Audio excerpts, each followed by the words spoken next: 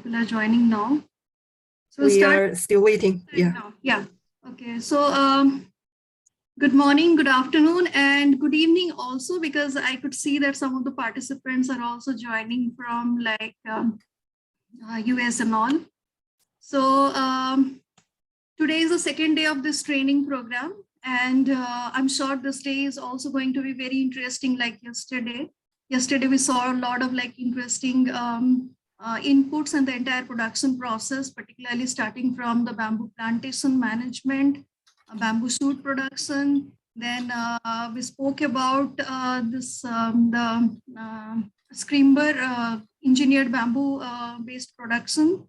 And today there are two important sessions we have. First of all, we'll be talking about like the bamboo laminated lumber products and related equipments. So professor is here. He will demonstrate the entire production process with technical details and all. And after that, we will also see the bamboo charcoal production. Here in this training program, like yesterday we were discussing, we are not only looking at the high impact making engineered bamboo based products and also the value-added products, but we are also looking at the biocircularity, meaning ensuring 100% resource utilization, no waste, and if waste is generated, then how to make productive use of that waste. So that is something which we are also looking at. Now, today we have these two sessions, and fortunately, like unlike yesterday, it was for like 4 hours. The introduction session was also there, but today we will restrict ourselves to 3 hours only so that people are not so much tired. And tomorrow, then we will take up the remaining 2 sessions. And Jinwei, my colleague, she's the global program head. She's here, and she was quite nicely like moderating the entire, technical sessions and question answer. And she will also help us today. And welcome, Professor Jiang, and the floor is yours. Thank you.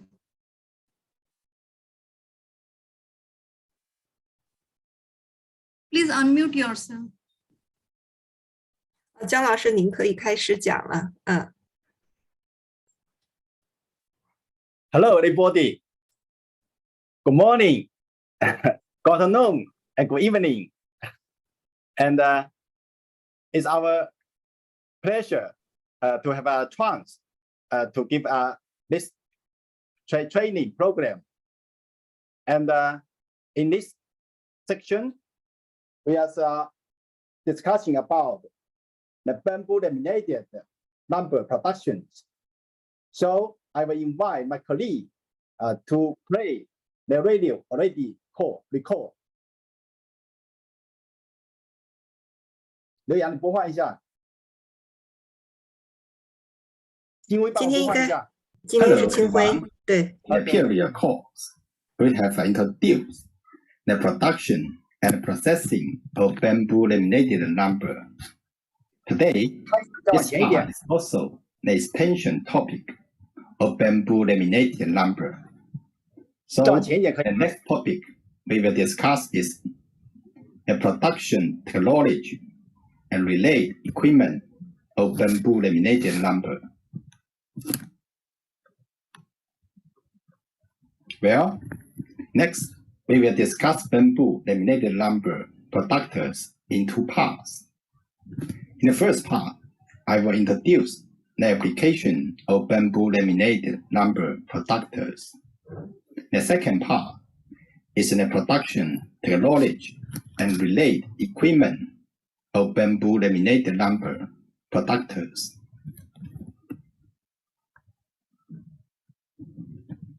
First, let's talk about the introduction of bamboo laminated lumber products.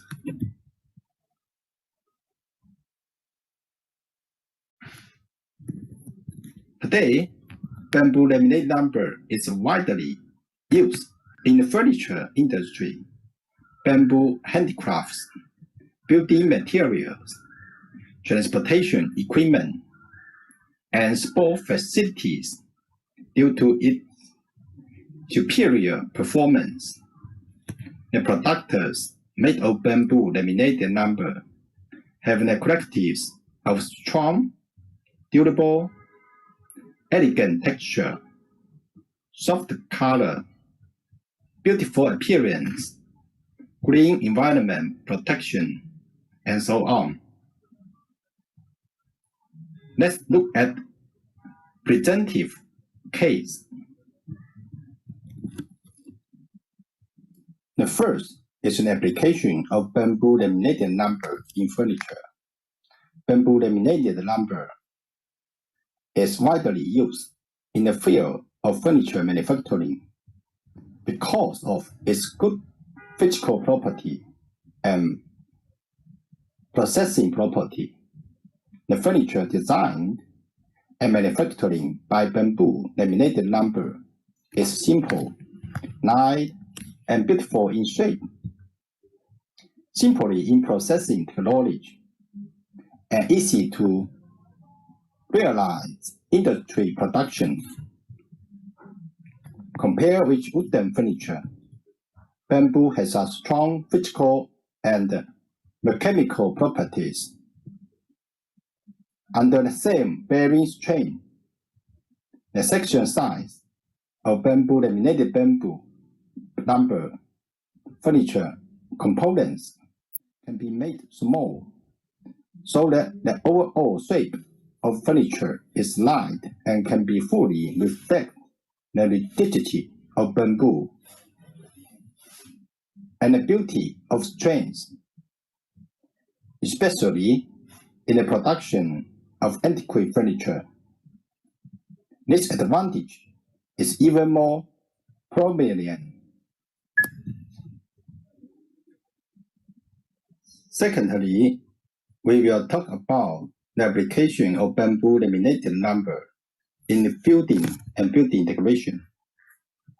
This picture shows Wuxi Grand Theater in Jiangsu Province, China. The theater used more than 200 cubic meters of renewable and environmentally friendly bamboo materials. It is one of the largest public buildings in the world using bamboo material. The floors, seats, and walls are all made of bamboo. The decorative panels on the wall of Opera Hall use more than 20,000 pieces of bamboo panel. You are welcome to visit Wuxi and experience it on the spot.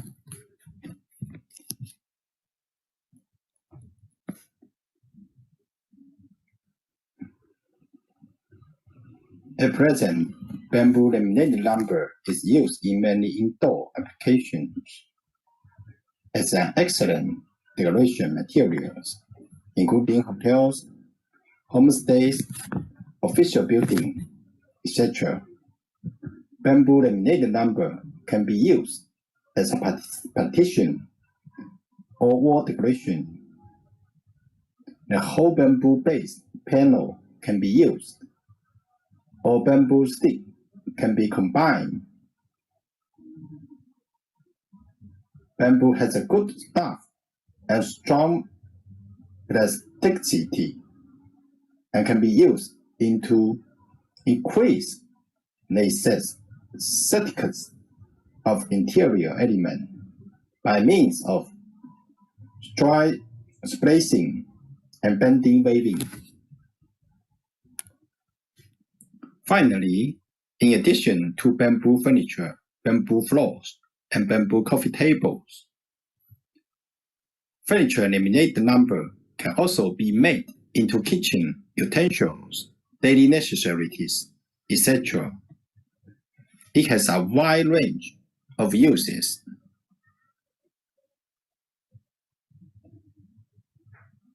In the last part, we're talking about various terminal application scenarios of bamboo laminated lumber. So how can we process bamboo laminated lumber into bamboo terminal productions? In the next part, we will start to explain the production technology and the related equipment of bamboo laminated lumber terminal products.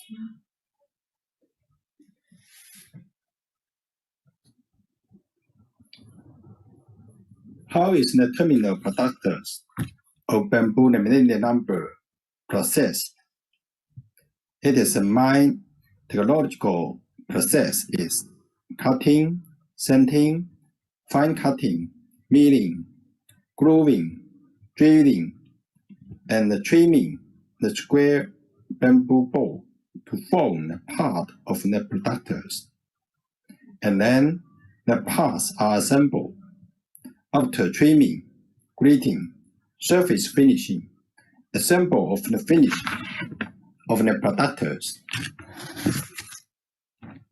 And after inspection, they are packaged and put into storage. Then we will start to the expression process of bamboo laminated lumber terminal product in detail and step by step. In terms of process, the first step is sawing the lumber and get regular size of the parts. The tolerance of length and width of the part should be controlled within 0.5 millimeters, and the edge of the blade should not be chipped or split. The video will show us how the workers to operate. Plate cutting. Regular size parts can be processed directly into the required size using precision cutting saws and table push saws. Parts that are not of regular size need to be precisely cut to the required length and width after the blank is put together and pressed. The deviation of the length and width of the precisely cut bamboo panels is range of error within plus and minus 0.5 millimeters, without chipping and splitting.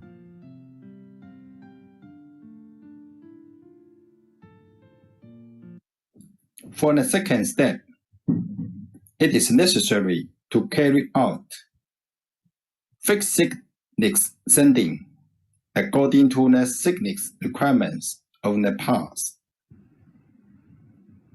When a fixed thickness sander is used, the sandpaper generally used by the sander are number 120 and number 240.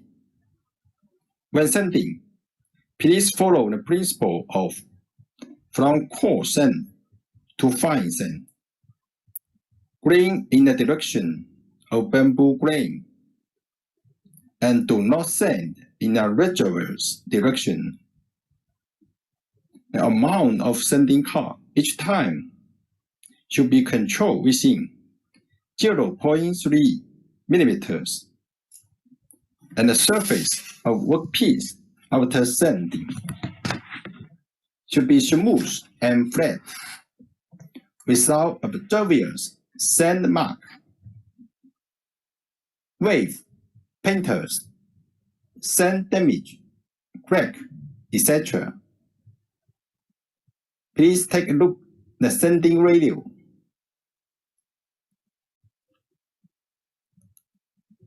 Plate thickness sanding. According to the required thickness of the product, use the thickness setting sanding machine to sand the precisely cut bamboo sheet to fix the thickness.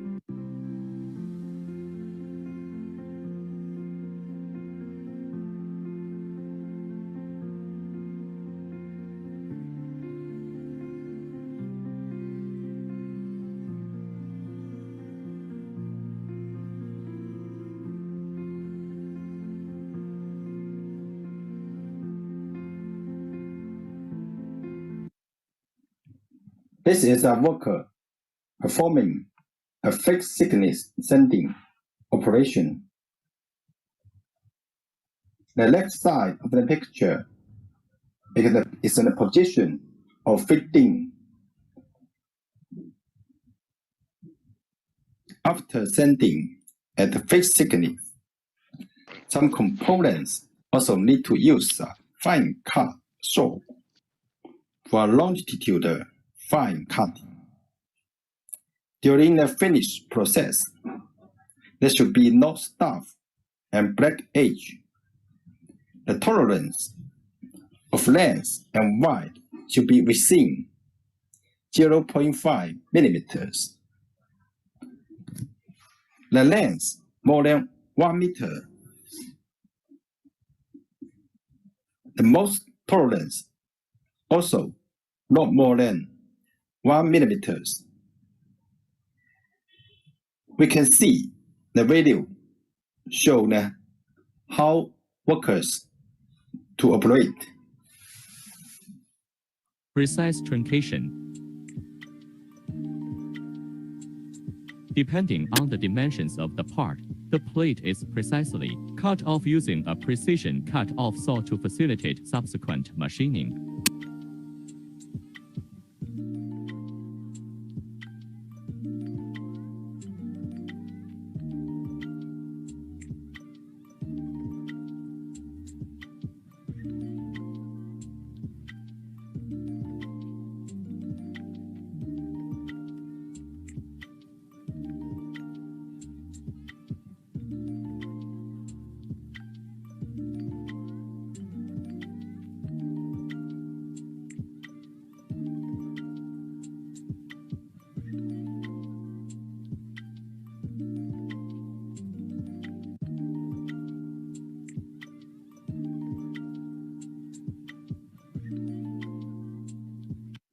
This picture shows a worker used a cross-cutting saw to fine cut a multiple circular workpiece. Allowing processing multiple workpieces together can improve efficiency. The workpiece must be tightly clamped during processing to ensure the safety. Because many bamboo productions have a variety of curved surface and curved edges, the basic cutting processing cannot be satisfied. Therefore, milling equipment is used for special shape processing. Next, we will introduce the processing of the milling process. Now, let's start with our video. Shaping. Milling of tenons can be done using CNC tenoners, and milling of tenons can be done using horizontal double-ended tenoners. Bending is generally done with joinery band saws and profiling centers. Parts that do not need to be bent can go directly to the milling machine for precise milling of the shape. The molds for milling must be consistent with the parts to be processed, and their machined shape and size match the drawings, with an allowable tolerance of 1.5 mm for non-joint curved fit sizes.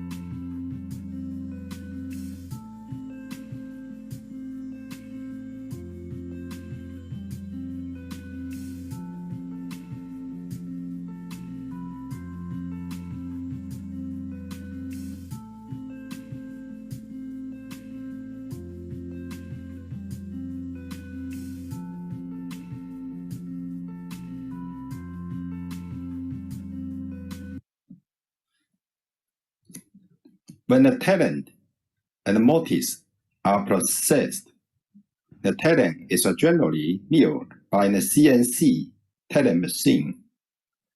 The mortise is milled by the horizontal double-end groove machine.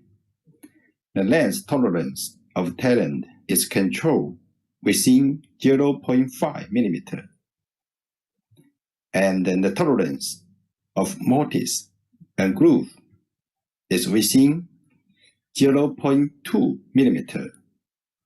There must be no dislocation, seam, tear phenomena in the tray assemble.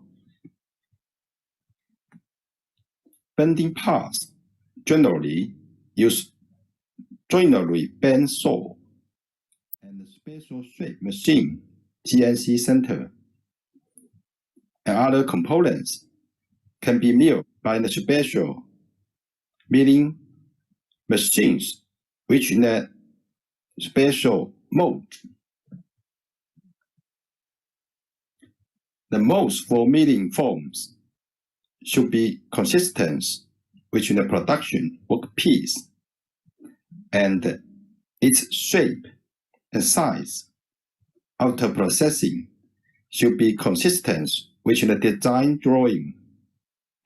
No stubble, burr, skipping, and blackening are allowed during processing. The surface of processed parts should be flat and smooth, consistent. Before processing, the screw of all equipment parts are tightening. The template is installed properly, and the tools is tightening. And it is forbidden to fit the parts around the knife during the processing. And the size tolerance of parts do not exceed 0.2 millimeter.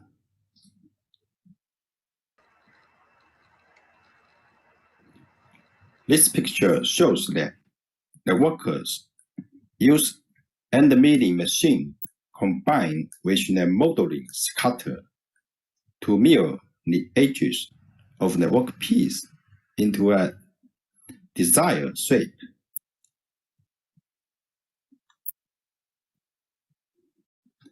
This is the CNC center while milling. CNC machine centers generally rust and mill pattern or engrave lines on the surface of parts. It can process multiple workpieces at the same time with high processing efficiency.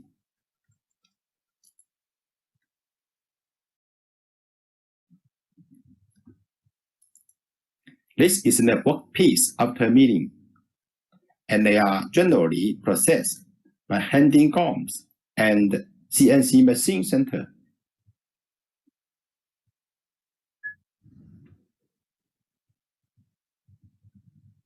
Next, let's talk about the slotting process. It can process various slots such as rough slots, broken slots, and wire holes on the various workpieces. The notches on the panels are generally used to install panels, such as the back panel of the cabinet, the bottom panel of the drawer, etc., or to install various hardware accessories. The main equipment used to grooving is a router, a slotting machine, or a machine center. Some groove with small wires can also be preceded with a saw.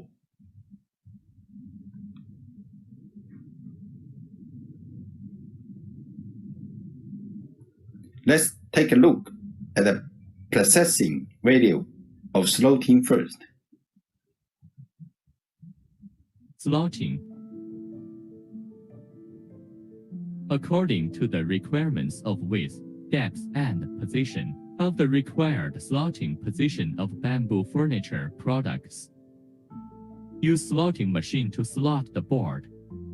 It is required that the edge of the slot is not obviously bursting open the edge, and the deviation of the slot width and depth is allowed positive and negative 0.2 millimeter.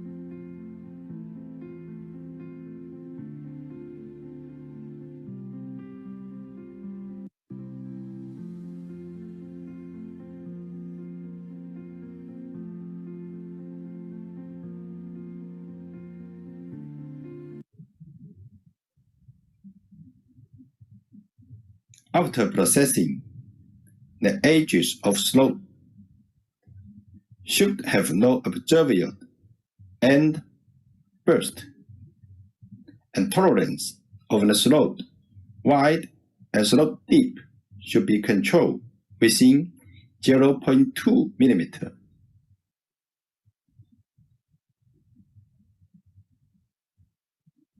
This picture shows the precision of the side slots by the slotting machine.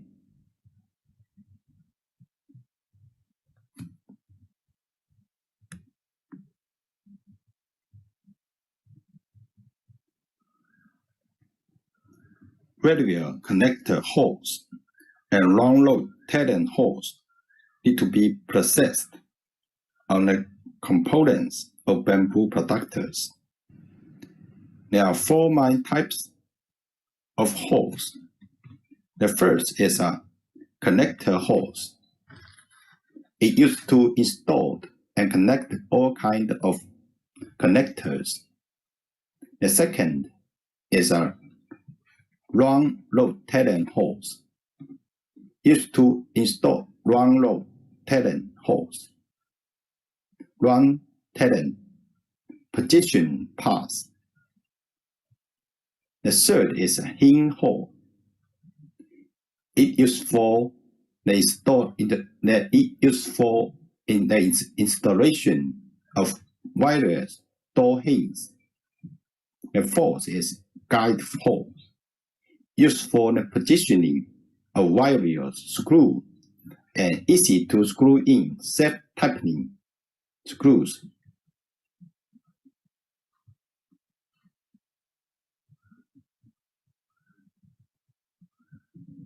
There is a value on drilling. Drilling. The operator should choose the drill bit of corresponding specifications according to the design drawings and various technical requirements of the product. Adjust the depth of the drill bit and the distance of the hole, and determine the front and back sides of the parts to be drilled before processing. The position of the hole, the distance of the hole, and the depth of the hole allow tolerances range of error within plus and minus 0.5 mm. The diameter of the hole allow tolerances range of error within plus and minus 0.2, and the edge of the hole is not chipped.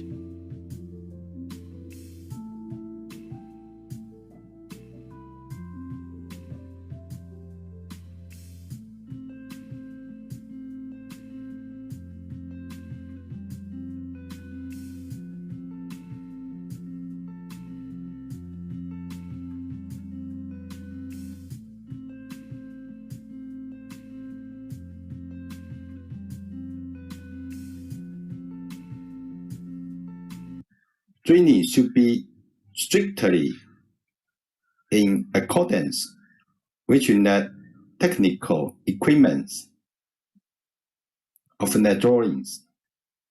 There must be no collapse, no puncture phenomenon in processing. The tolerance of hole location, hole distance, hole depth must be within 0.5 mm, and the tolerance of aperture must be within 0.2 mm. The product should be often dry assembly, frequent inspection to ensure the quality of the product.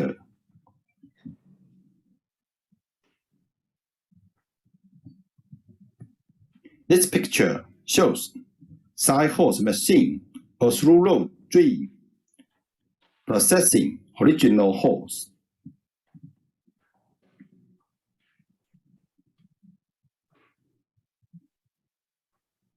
This picture shows that the worker is processing the vertical hole of the component.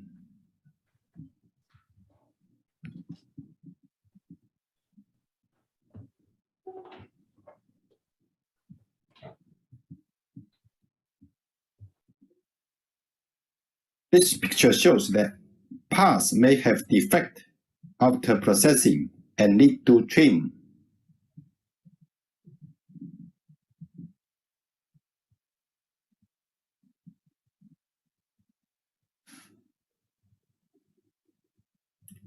About trimming. First, let's look at the video. Trimming.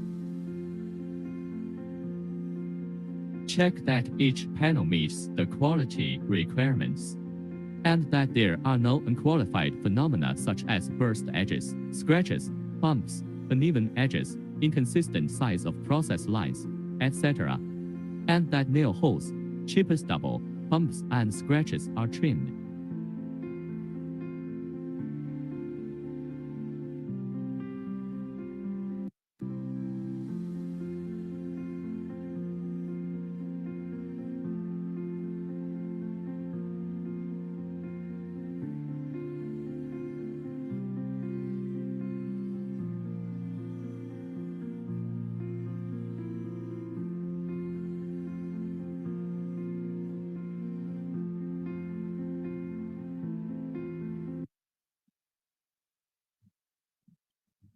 We should check and confirm that if there is some defects, including the parts have burst edge, scratch, damage, the edge is not smooth, the size of the processing line is not consistent, and other unqualified phenomena.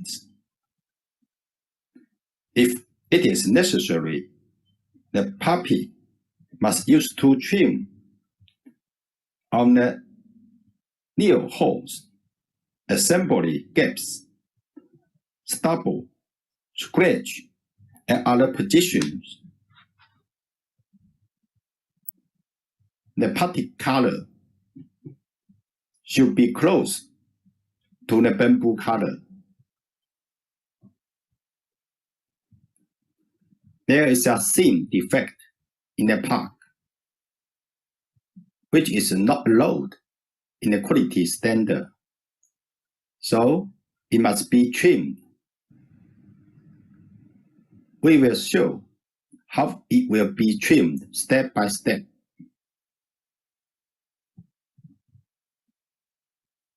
First, we apply the debugged putty on the same color on the seam, which twirls tightly.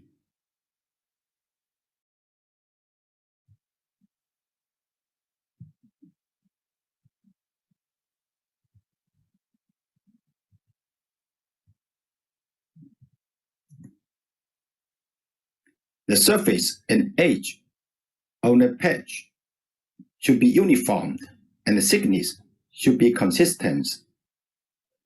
Putty filling marks, glue spots, and watermarks should be cleaned in time and dry before polishing.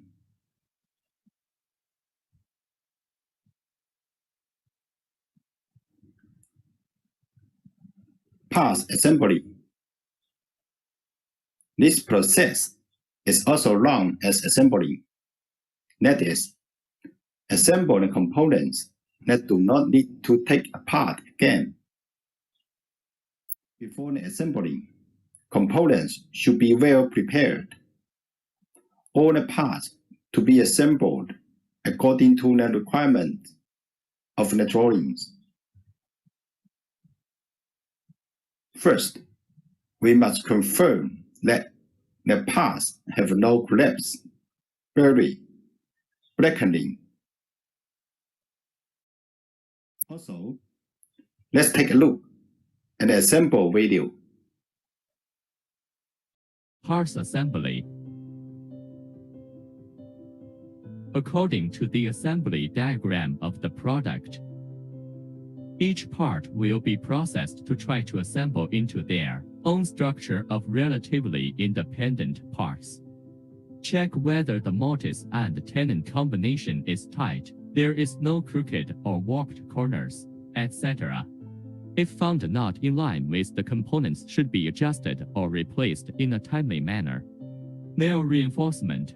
Use the nail gun to nail the jointed parts every 3 to 5 cm. Pressurized clamping. Clamp the assembled parts with frame assembling machine or jig under pressure. Waiting for solidification. Leave it for about 8 hours to send to the next process.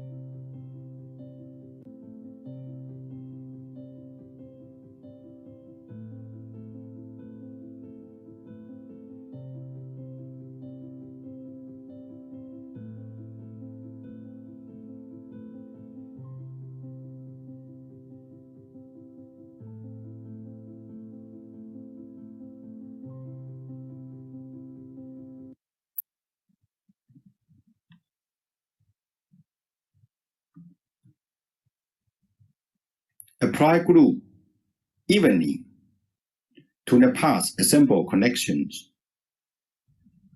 Assemble glue is divided into two kinds, including one component and two component glue, which can be selected according to the actual situation.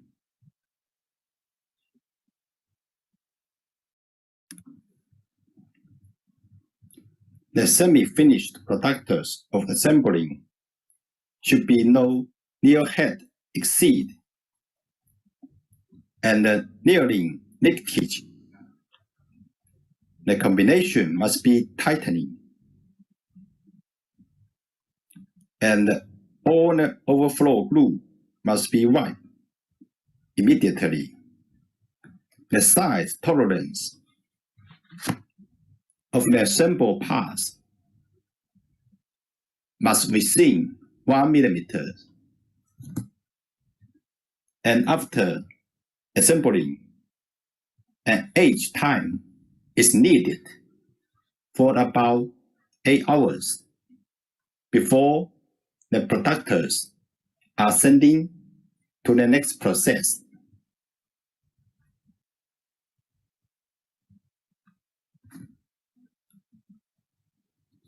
When the parts are assembled, we need to check again to confirm that they are meet the quality requirements and there is no burst edge, scratch, damage edge. The size of process line is consistent, and the nail hole, stop, scratch, and other position must be repaired by the same color party. In this picture, the worker is preparing a nail hole with party of the same color. There is no dent after repair, and the surface and corners of the repair side should be uniform, and the thickness should be consistent. After the repair, putty is dry, and it can be sand.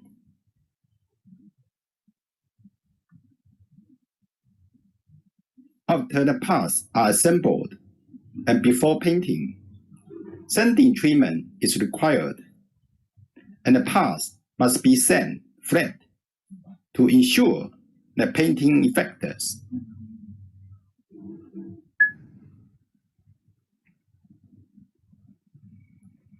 Grain with a hand grinder, which sandpaper number is 180, along the direction of bamboo grain, and edge and corner are freed of shortness and tears, and fine sand is used the sandpaper of number 240. The flat parts can be finely sanded with a sandal machine. It must be paid more attention that the edges and corners should not be polished and deformed. The grading, treatment, or scratches should not be penetrated. The sandpaper marks should not be too obvious, and there should not be no waste on the plant or other parts. Let's switch the grinding video.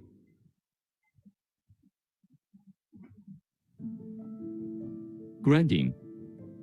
The assembled furniture and parts are sanded with manual sanding machine number 180 sandpaper in the direction of bamboo green, until the edges and corners of the furniture parts are free of prickly hands and tears, and precisely sanded to number 240 sandpaper.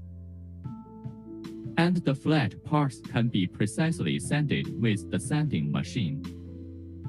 Note that the edges and corners of the parts should not be deformed. The sanding treatment of scratches should not be allowed to be sanded to perforation. The sandpaper traces should not be too obvious. And the plane or other parts should not have the phenomenon of waves.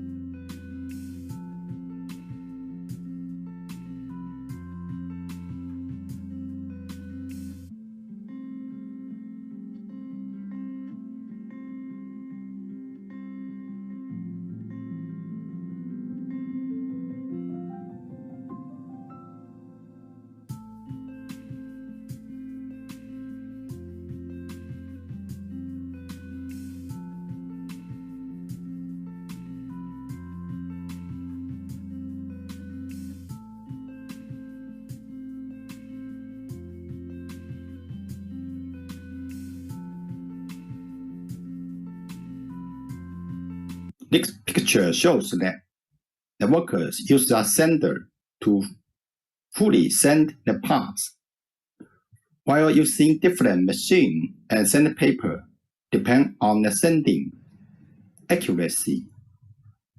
The picture is a vertical vibration sander.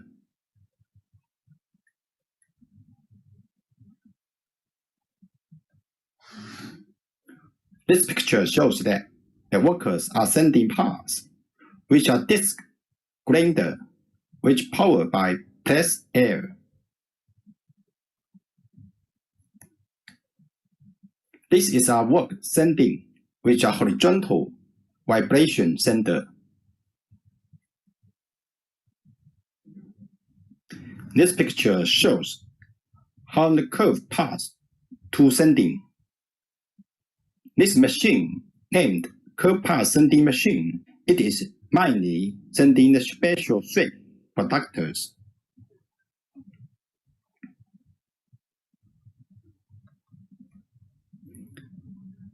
There may be sand link after machine sanding, so it is necessary to inspection and edit a process of manual sand, which sandpaper of number 320 to number 420.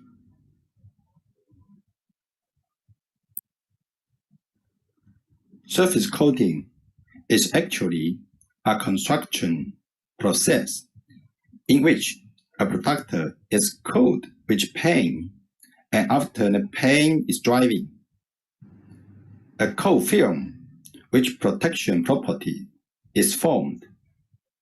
Its function is to increase the aesthetics of bamboo productions, effectively protect and prolong their durability.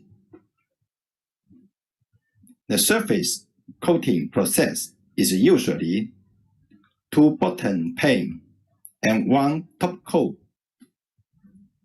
The present, PU, UV, and other water-based paints are commonly used for surface finishing, and the selection is based on product catalog and requirements. Before painting, clean the residual dirt, fingerprints, dust, etc. on the surface of the workpieces.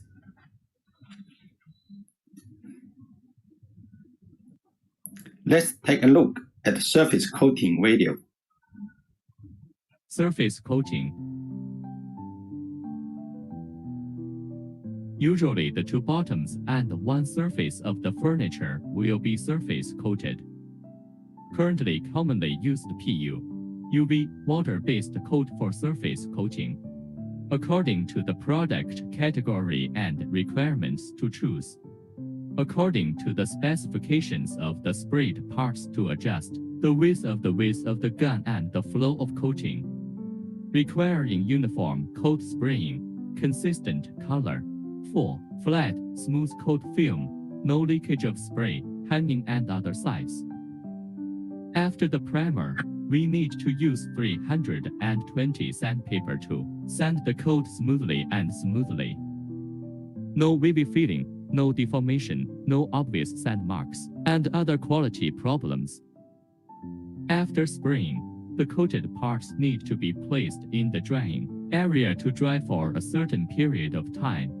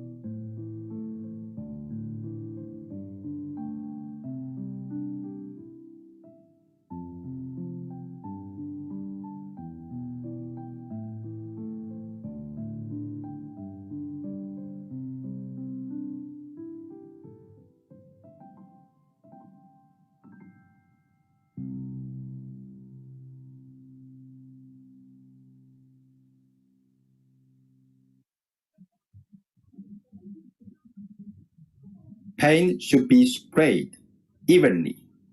Color is consistent. Paint film is full. Level of smooth. After the premier coating is dry, it is necessary to use the sanding paper, which number is 320, to polish the painted parts and make sure that all the parts without wavy filling, deformation, obvious sand marks, and other quality problems. This is our worker applying premier coating on the painting line.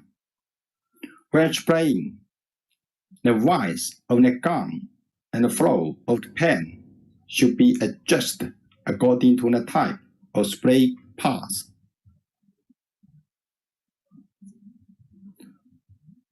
For the strip say productions that can be sprayed by the handing coating line, it has more efficiency.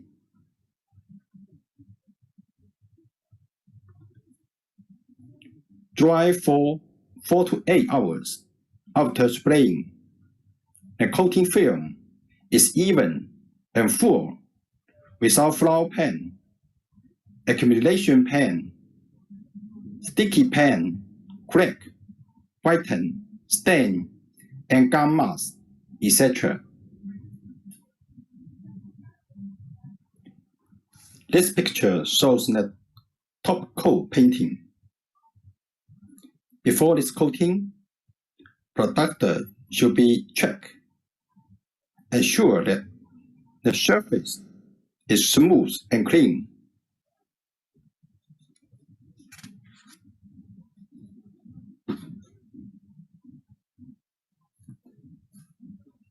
Dry 4 to 6 hours after coating.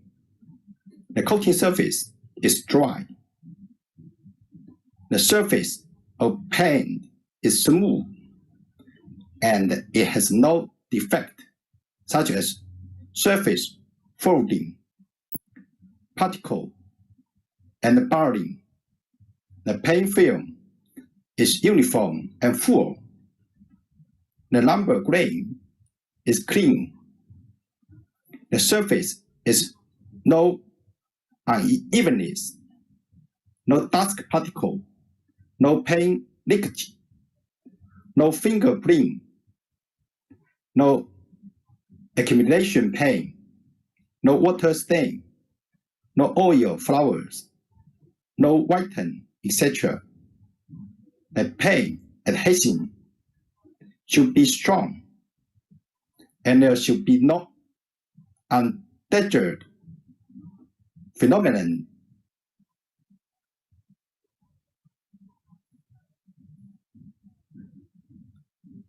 After coating the paint, it is another important process of tri-assembly.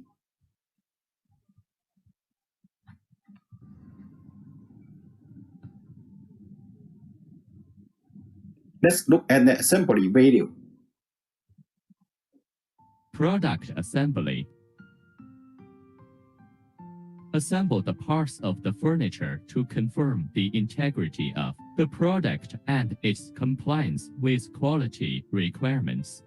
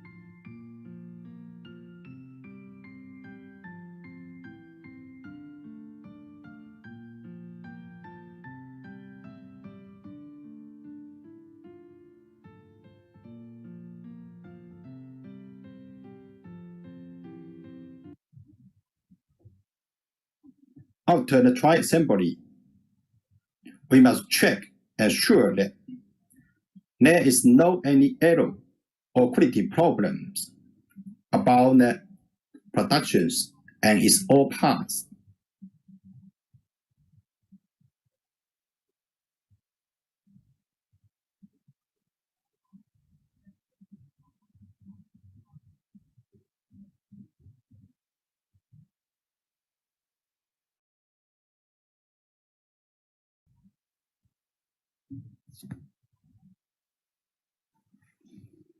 After trial assembly, before package, the products should be inspected to confirm that its size, color, construction, and appearance are all meet the quality requirements. And there is a video. Inspection. Inspection of finished furniture products after production to confirm whether their size, color, structure, appearance, etc. meet the quality requirements and the need to return unqualified products for repair or reproduction. The inspection include checking the overall color match. The productions is consistent without color difference. The paint surface of the production is smooth. There is no flaw hint, uneven spring, leakage spray, We don't have procedure. fog white, and other They have to do phenomena. procedure. We don't have any procedure. Touching the paint surface with your hand to check for smoothness and present of particles. Non-conforming productions are returned for repair or reproduction. Packaging should be carried out after the products are qualified in inspection. Different bamboo productions has different packing message. And the heat shrinkable film shown in the picture can be generally used for small products. In generally, bamboo productions are packaged which are appropriate packing material and technologies. It is convenient to protect the products in the circulation process, facilitate storage and transportation. Another, it can promote the sales.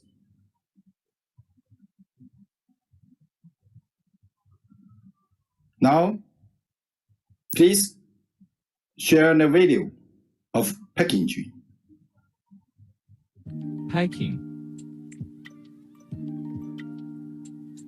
According to the packaging scheme of furniture products, the qualified products are packaged to avoid damage to the furniture products during transportation.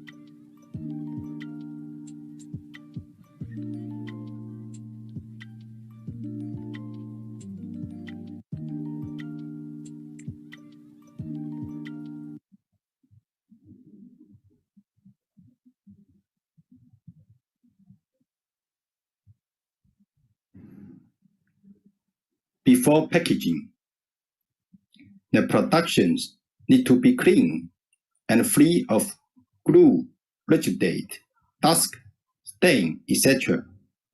The surface of workpiece must be not bumped, scratched, etc.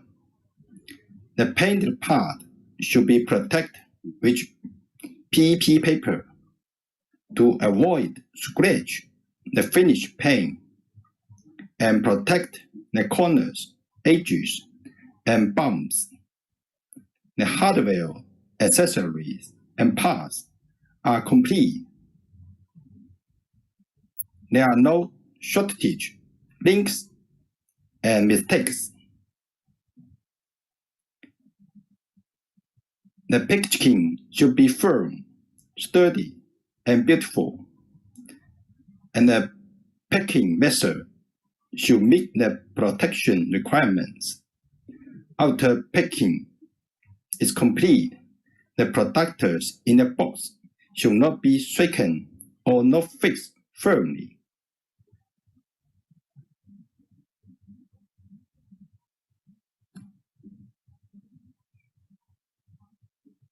This picture shows the storage requirements. Place the finished products in warehouse. After packing, stack height should not exceed the safety height of 1.5 meters.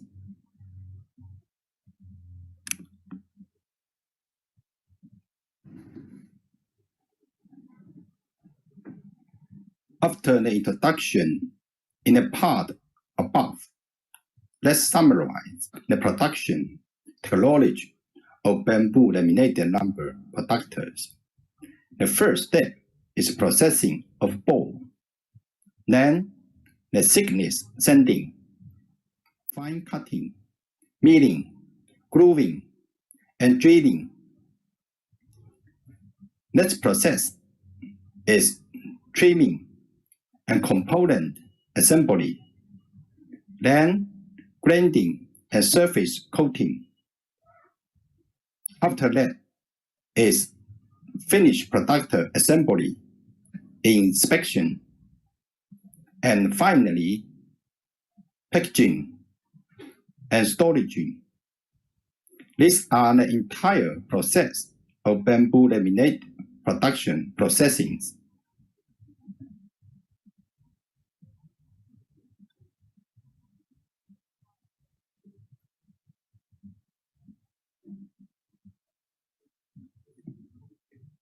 If you have any other questions, please leave a message on the message board and we will discuss them in the question and answer section.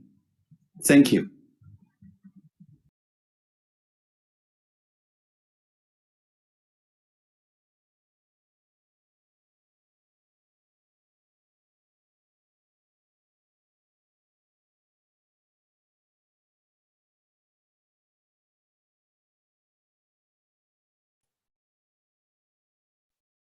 姜老师是第一部分结束了吗 ？Okay, Sanjita, can we have some questions for the first part?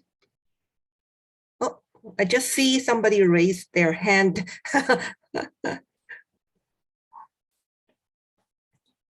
Okay, I think we have a question from Mr. Kotu, because this question is from yesterday. Mr. Kotu is asking regarding to, like, since most of bamboo is only utilized partly only for making laminated bamboo, how many percentage of the COM is used? I think the question is regarding to, like, for laminated bamboo products, if we are using most of bamboo pole, how much of the pole is used? I think it's by weight. So we asked Professor Jiang to answer this question. Jiang 老师，静音解除。Okay, thanks. We were discussing the first question is, the comb, bamboo comb, is not only used for laminated lumber. In fact, the whole bamboo comb, different parts for different use. For the laminated lumber, we only used about half of the combs. The other half of the combs we used to not use. So you can see another productions in tomorrow's course. There's a bamboo scrimp. And another thing I like to from the help of 精卫，就是说用来做支撑杆和那个种菜的那个条子啊，北方拿去种菜，虎尾巴这一段我们拿去种菜，你帮我翻译一下。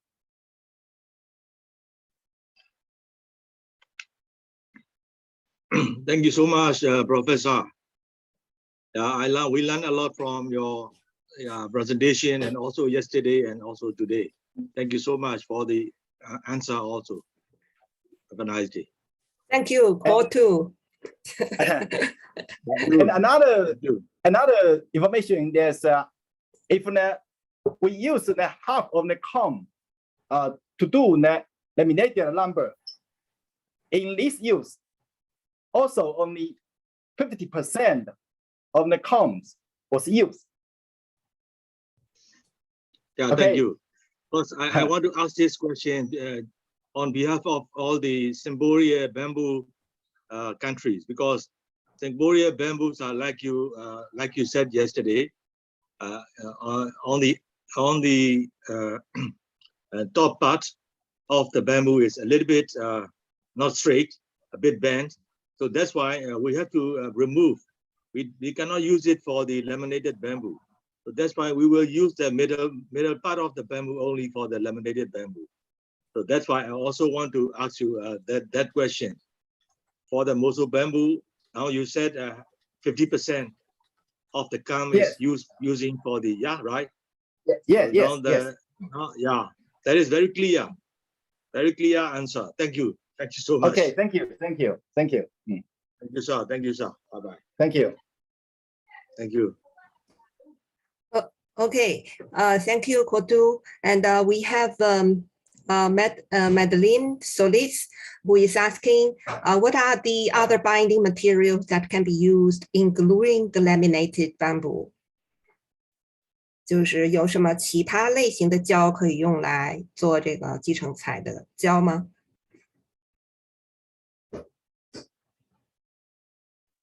我要查一下那个酚醛胶怎么讲，昨天忘记了。昨天那讲个叫 phenolformaldehyde 啊酚醛胶，phenolformaldehyde is the first for the outdoor. Is an outdoor. The floorings in indoor is a 我们叫做尿醛胶，就 UF 胶，叫怎么讲？昨天查出来的。那个叫做 urea formaldehyde 酚醛和那个尿醛，因为咱们老说，所以我就记得。这两个胶。然后呢，食品级的呢，一般来说，我们昨天说这白乳胶，昨天我没专门去查一下。对，昨天那个白乳胶，白乳胶昨天我也查了。你还说了一个 MDI， 好像是。MDI 是异氰酸酯胶，异氰酸酯，我打给你。白乳胶，对，您打的那个叫 white latex，yes， white latex。Phenolformaldehyde is for outdoor, urea formaldehyde is for indoor, and so that means this is commonly used, but sometimes we use white latex and MDI. MDI 您叫什么 ？MDI 异氰酸酯我打上去了。我马上打给你个人，在那个群里面。异氰酸酯胶。对。In Chinese, it is called so isocyanate adhesive, something like that. 我找到了，发给你，找到了。我找到，马上发给个人。Okay, so I see Dowsy raised her hand. Thank you Dowsy, again. please. Thank you, Jimmy and Dr. Zhang for the comprehensive presentation. My question is, has life cycle assessment been done on the products that you presented as well as the processes Because I remember Jinwei, I think it was Pablo who actually one of the members of the task force of INBAR who have been doing life cycle assessment on the part of Guadua, right? So in relation to the ESG concerns as well as the carbon emissions and the circular economy, so I'm tying all the three together. Is there a life cycle assessment that has been already done on what Dr. Jiang presented? 金老师帮我翻译一下，金老师。Sorry， 我没打开。那个他就是问，就是产品生命周期评估有没有做过？因为就是原来我们国际食用组织这边有官员做过这个，不是有项目哈，就是做过那个瓜多竹，就是那个拉丁美洲那个瓜多竹哈，它的一个那个产品项目周期，因为他们那个产品可能比较简单。那我们的这个产品呢，是一个很长的那个产业链，我们有没有做过这个相关的调研？目前来说呢，就是有一家 IKEA 他过来做采购的时候，他有一个产业认证和这种工厂的验厂，那叫工厂认证，他们有做这毛竹方面的认证，还有一家 Home Depot，一家 Home Depot，Costco。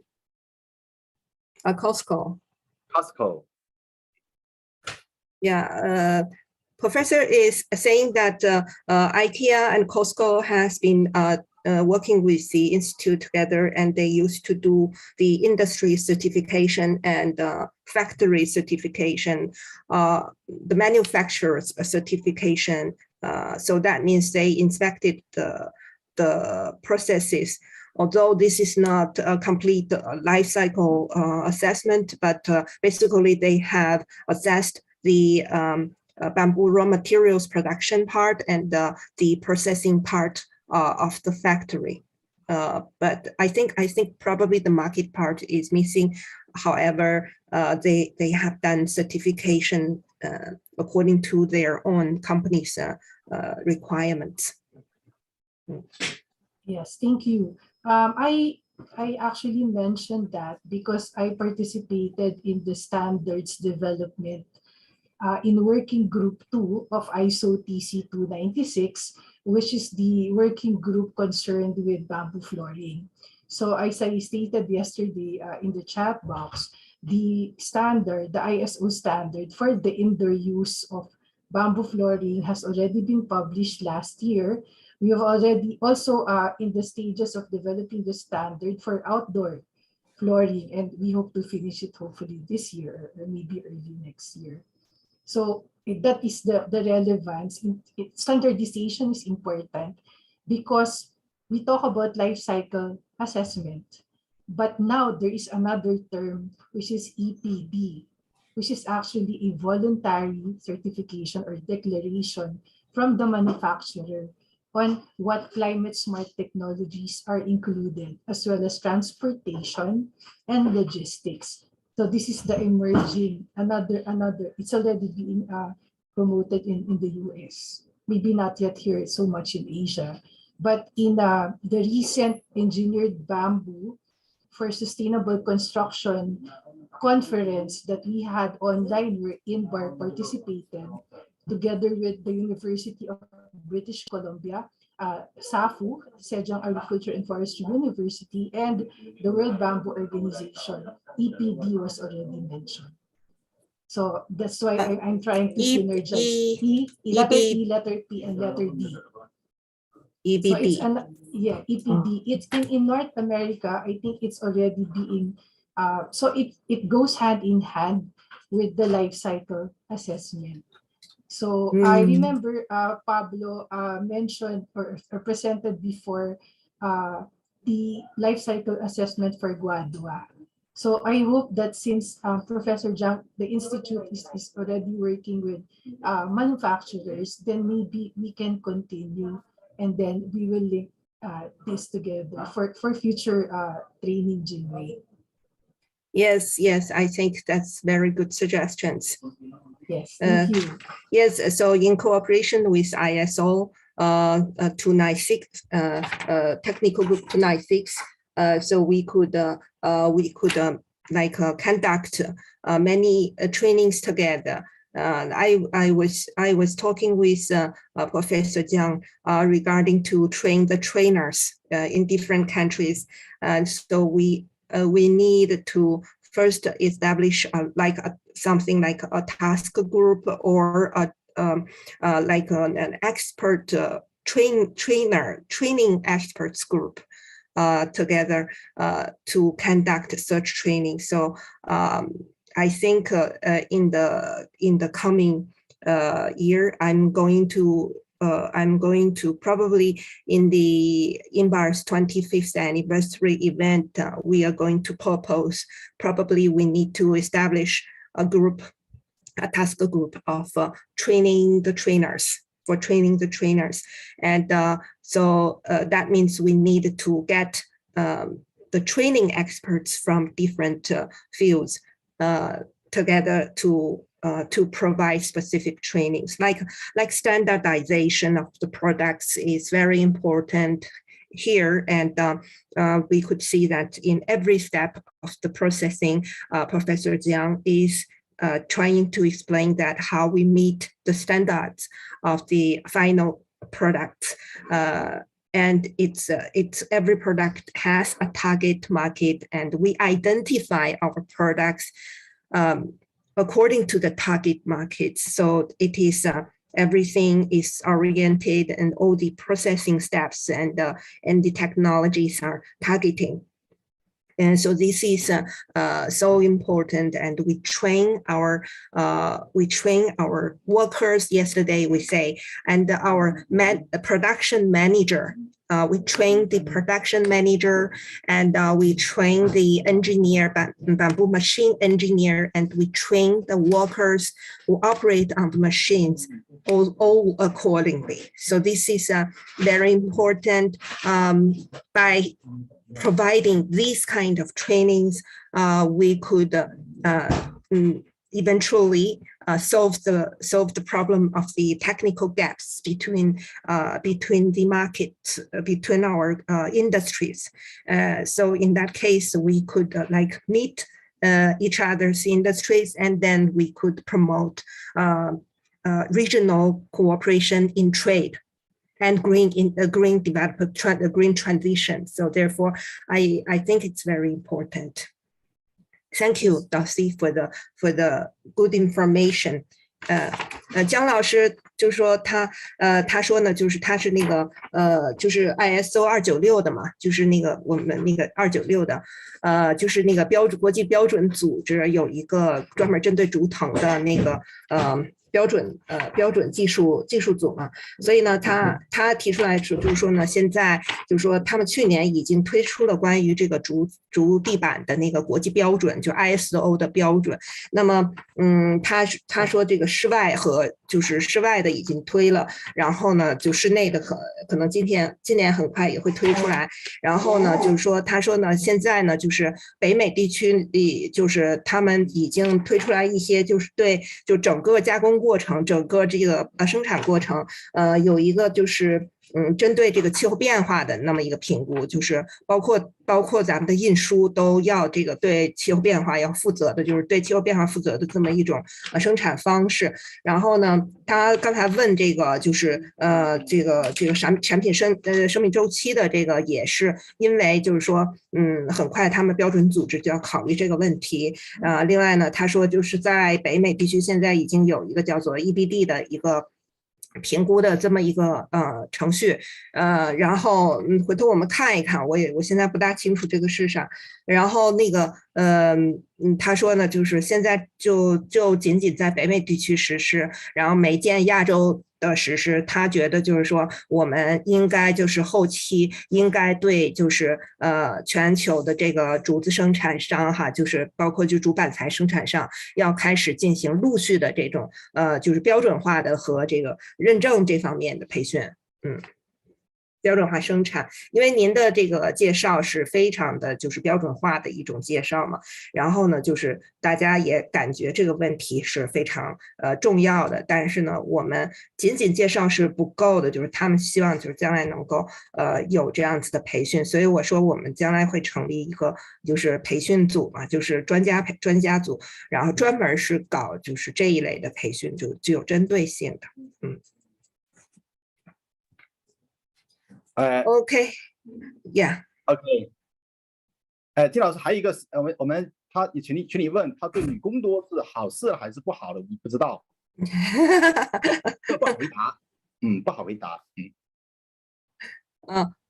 ，So we talked about 您可以回答一下，就是我们这个产业对这个妇女的这个好处吧，就是比如说这个我们比如说一个工厂里到底就是女性的就业比例是多少哈，就是比如说一个工厂里100个人是多少个人是女性哈，就是我觉得这个也挺好玩的，就是咱们女性也可能就是在这个比如说这个产品啊，还就是产品销售啊这方面，可能也都就业，就不光是在那个工厂里头。我觉得就是可能这个产业也是对妇女也是挺友好的。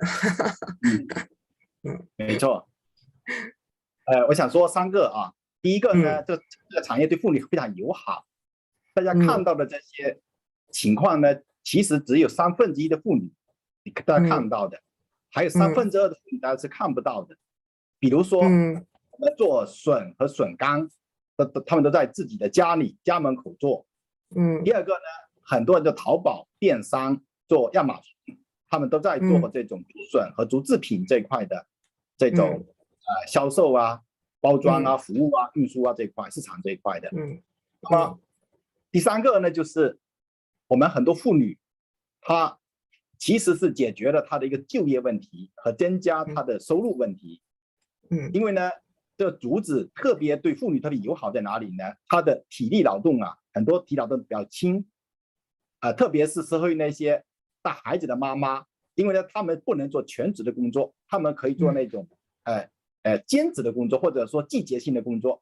那么春天的时候做笋的时候呢，你来做一下，后面就不用做了。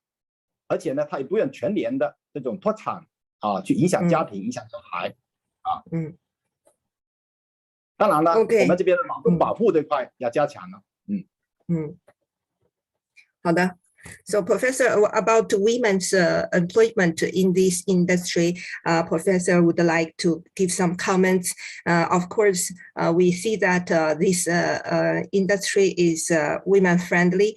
Actually, what we have seen in the video is only 1/3 of the women that hired in the factory. You only see those women hired in the factory, but more women are working on sales, like e-commerce of the products, of the bamboo products, like the bamboo shoot products. And also they are, some of them are working from home in collaboration with the factories.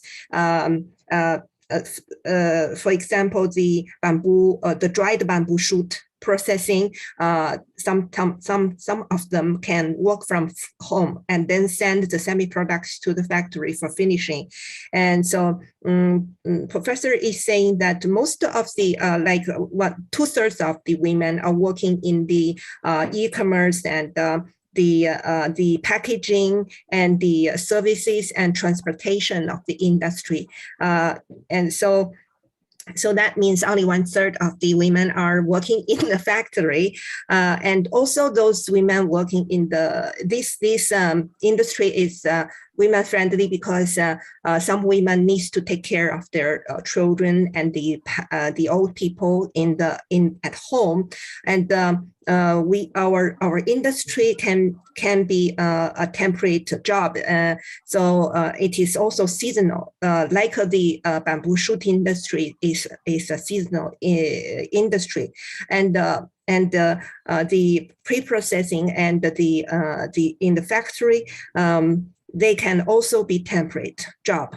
The women are paid by the pieces they finish. So that means they can take job, and then they can at the same time take care of the home. So this is a very flexible employment situation. So he said actually it is good for women, and the income is good as long as they are trained and they are skillful in production. So they get some income, and they can help these women to improve their house conditions, and also to help the education of the children and the health of the family members. So these are women-friendly work. Thank you for mentioning that, Dr. Zhang. I am a signatory to the United Nations Women's Empowerment Principles. So that is why, yes, so women empowerment. Yes, those who are here, actually, it is not limited to women. You can be a signatory even if you're of a different gender. So the UN, the United Nations, of which I have been active since 2014, there is a document called the UN Women's Empowerment Principles, because then this happened even before COVID.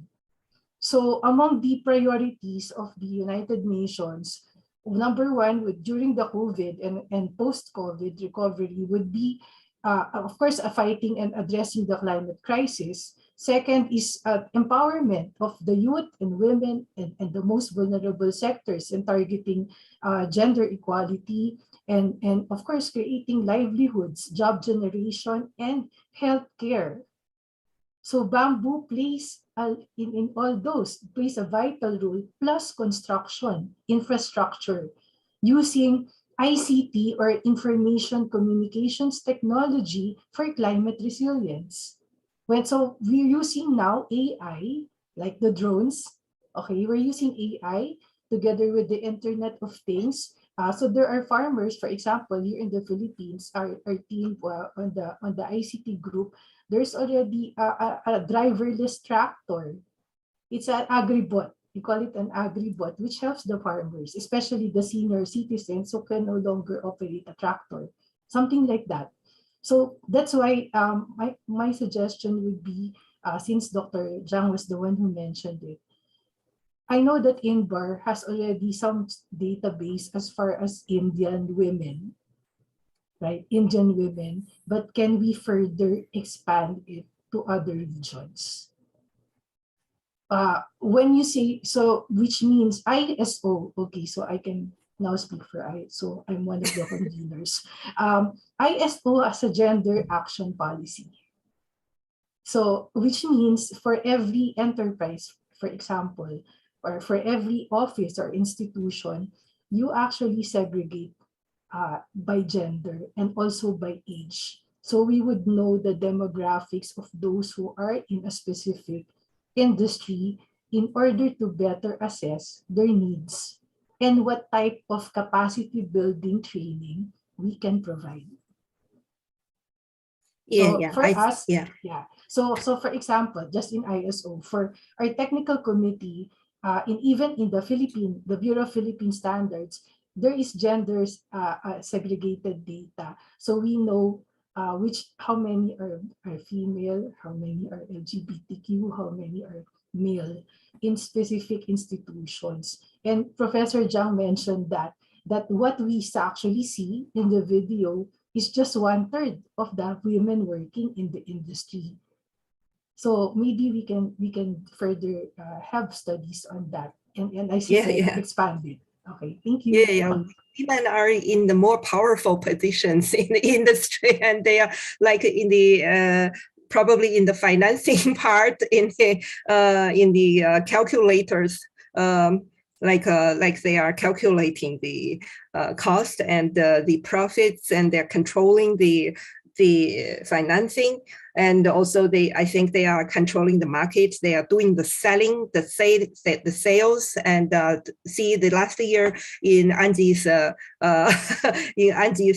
tour, we see our women e-commerce merchant, and she's introducing the bamboo cloths, the bamboo towels, and all the clothes, and she's selling. So she's doing an excellent job. She has categorized the products and she's selling them online on Taobao and Alibaba. And so therefore, they are in more important positions. And we could see that her own company is designing some products and targeting some special markets. And then they drive the industries in the other locations in China to produce bamboo fiber and textiles for them. So they are doing a very important supply chain work. And actually, I think, as you said, this kind of training is not only for skills, but also for the whole chain of the industry, including the business part. I think the business management is also very important, and the marketing is as well very important, and product design. So therefore, I think we should think widely. So that's including the finance agencies and the trade we want to promote. So I'm designing a session in the 25th anniversary conference, INBAR 2022. This session is going to be dedicated to like bridging the gaps for green financing, green trade, and carbon neutrality projects. So I think this is regarding to capacity building. Our capacity building's purpose is bridging gap not only technology, but also the gaps between our industries, like among our different regions, industries, and also trade. And also the information knowledge, as well as personnel, the gap of our specialized personnel in the industry. I think most important is entrepreneurs. So I'm combining this session together with an entrepreneurs forum, our second entrepreneurs forum. Last year we have one, and we also talked about women issues. And this year we have the second entrepreneurs forum, and we are going further with like connecting the entrepreneurs together. That means we are driving our green industries. We are promoting our green industries by combining the specialized personnel together. So we could like innovate new industries and new trade for the green transition in the region. So that is our purposes. I hope our participants could. I'm glad that we raised this issue, and I hope our participants to this training workshop could continue pay attention, and later this year could participate the session, and also to give your cases, like your industry development cases, and to show your cases to the financing agencies and green trade agencies that we invite to the session. Okay, so we are going to have we are not going to only exchange among ourselves. We are going to exchange with the planners and the financing agencies and the trade agencies. really, we are going to exchange with them, and we are going to raise their awareness, and they are going to raise our awareness. How can we do this together? Like Dulcie, what she is doing is from standards point of view, she is raising our awareness in this workshop. Thank you very much, Dulcie. Yeah. Okay, can we continue with the 还有一个问题就是他要一个那个设备的清单。设备清单，还有一个隔路的问题，还有一个就是说那个谈甲醛的不是对那个环境污染了。那我们先针对这两个问题吧。Okay, we answer 2 questions and then we start the second part. Okay. 第一个问题呢就是设备清单，这个呢因为种族部分啊，我们明天会讲到，明天会提到，其中呢。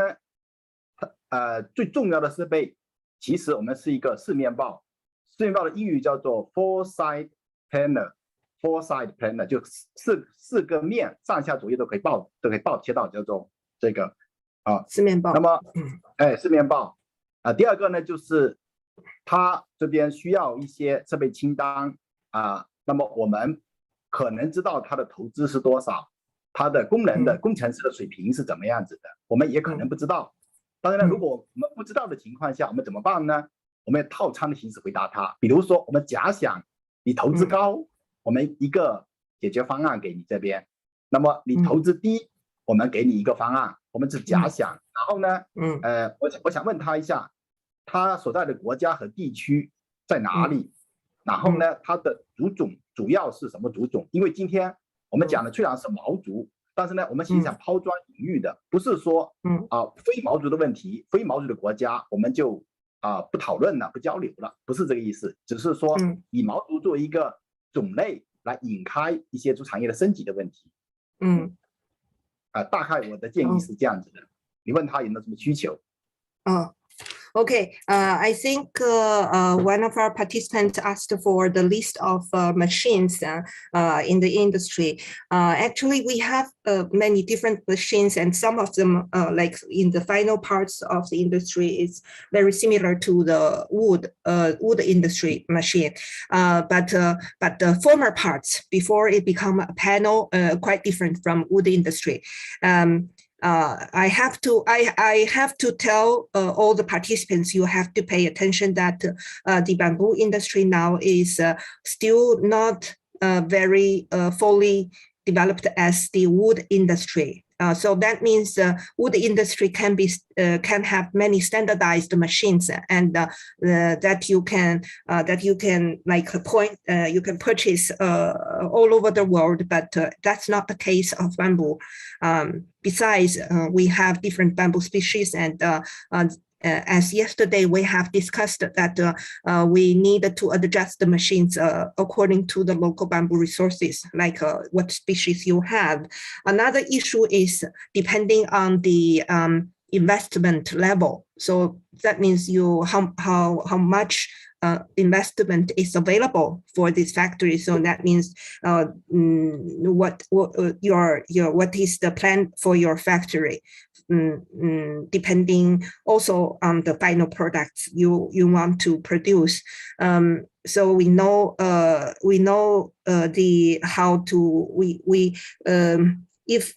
and at the same time we also want to know the the workers skills you have.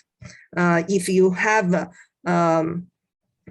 workers who does not have experiences or does not have the skill operating on the bamboo machine, and then we probably have a plan. And if you have experienced workers, skillful workers who have already operated on bamboo machine, we have another plan for you. So that means we need to know this information before we give you packaged service.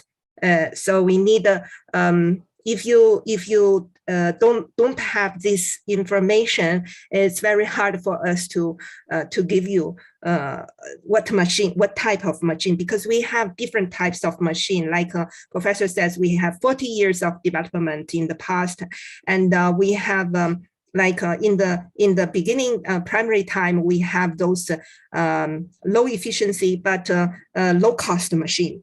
Now we have high efficient but high cost machine, but it needs very skillful, very experienced workers to manage. So that means we need to evaluate your situation, and before we could think about like which type of package is suitable for you. I think probably this type of, if you have zero experiences of bamboo development in your region, and we suggest this package including training of your workers and training of your managers. This type of services should be packaged with the machine supply. I think that's very important to make sure your project is successful. I think a professor has been talking yesterday. He talked about this type of services. So I think maybe after this course, we should.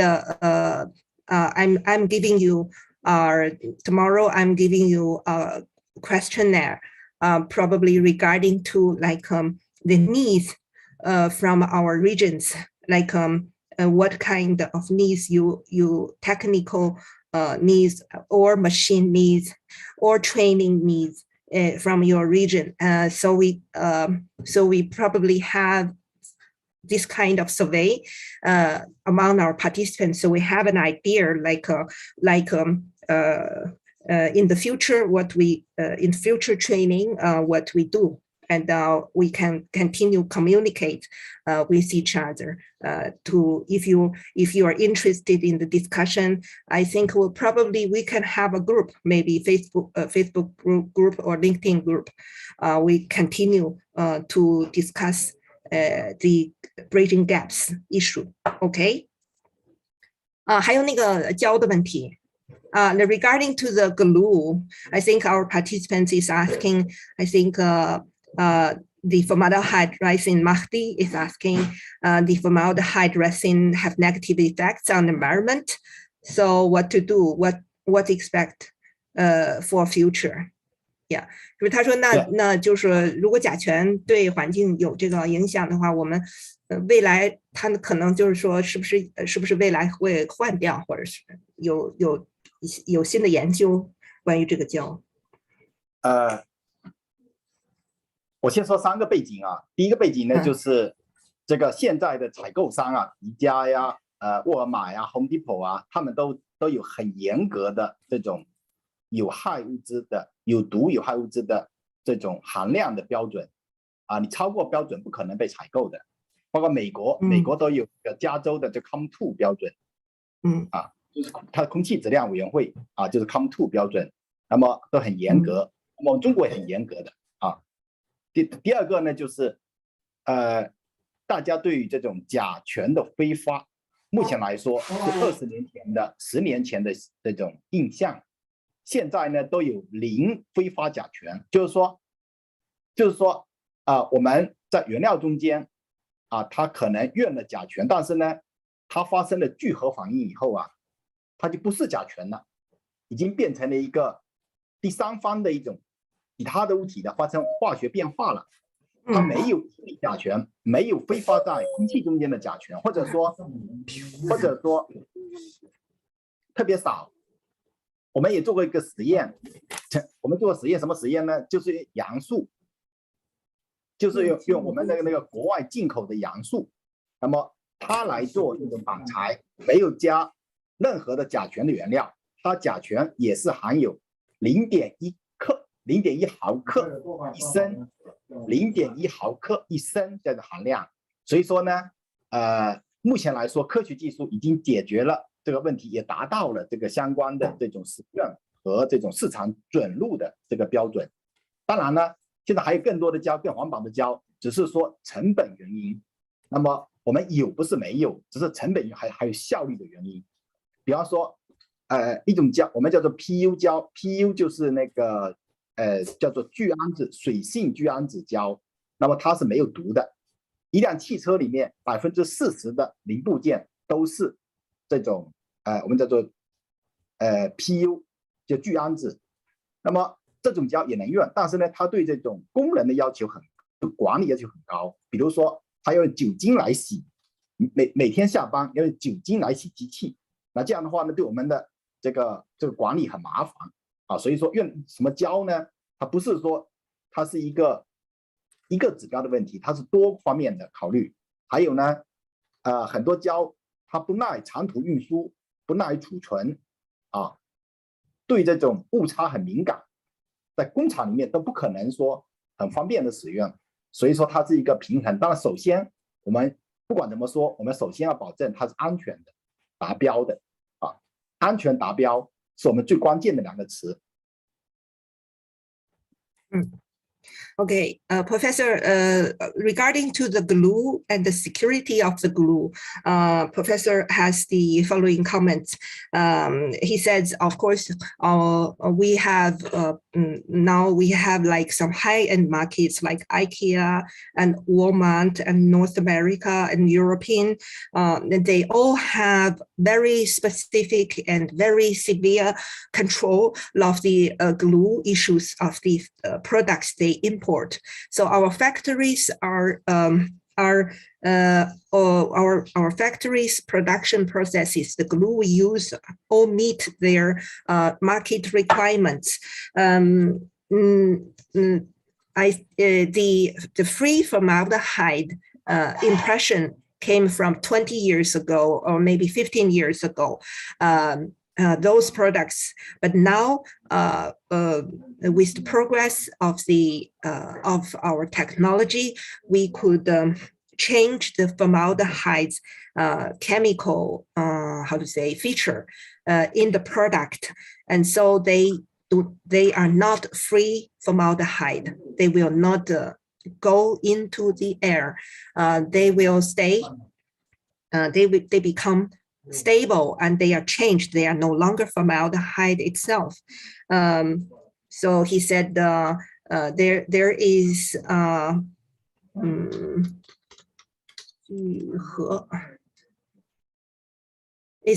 polymerization process.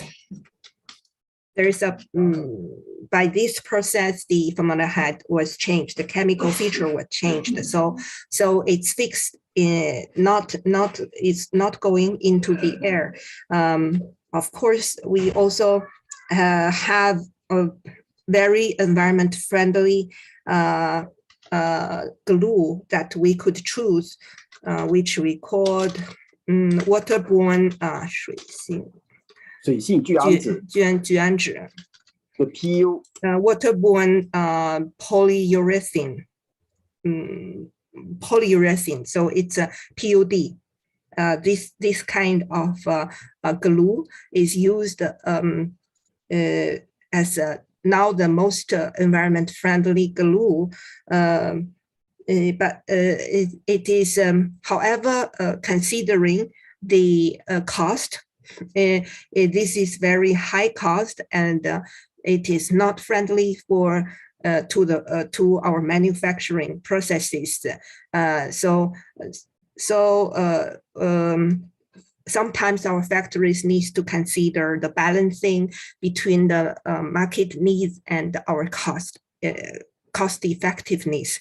So in this case, we try our best to meet the needs of the market and to make the standardized products. At the same time, we try to make our products meet the best quality. At the same time, however, if you are using a glue, you are producing a durable product. Sometimes the best glue also contains formaldehyde. You cannot remove formaldehyde from the glue. If the glue does not have formaldehyde, then it will not work. So professor says according to US research, the best glue has like 0.1 milligram of formaldehyde. It still have formaldehyde, but it's not free formaldehyde. That means it will not be released to the air, to the environment during the product utilization. Of course, there will be a degradation issue, like after the products degrade, there still be an environment issue. But most of our 姜老师，那是不是我们的这个外用的这些，就比如说明天咱们这个外用就种植的这个板子哈，就在室外用的这些板子是可以回收和这个再利用的，是属于明天我们讲的这板子呢，首先它用的胶水也一定是合格的，它不能说因为它放在户外用啊，这个挥发到空气中间去，我们就不管它了。它也有它的对应的，我们叫做有毒有害物质含量标准，专门一个国家标准，和美国也有这个标准，欧洲、日本他们都有这个标准，我们必须要遵守这个标准。这第一个。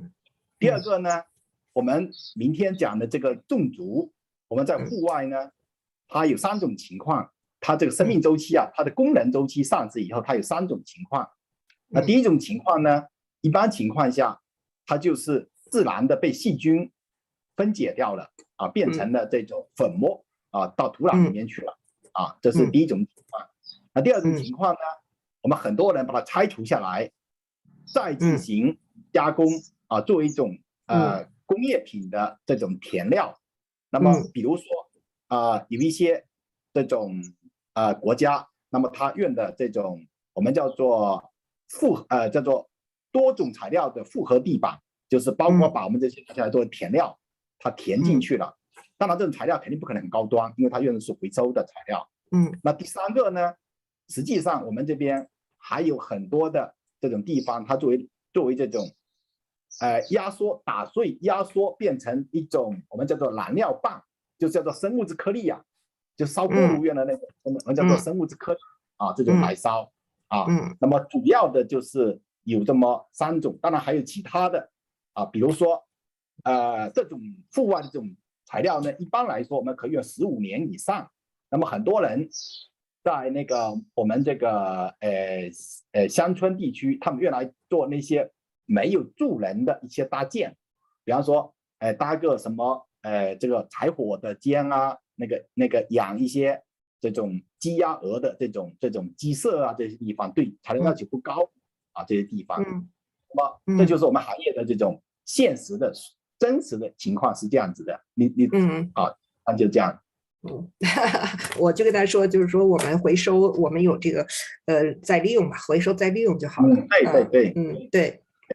Professor says that for outdoor use, for example, tomorrow we are going to introduce bamboo scraper. The glue used are going to be more than laminated material. However, we have national standards and also our target market, like Europe and North America, they have this toxic matter contained standards. And our product, our manufacturing process is going to meet their requirements, the content of the final products.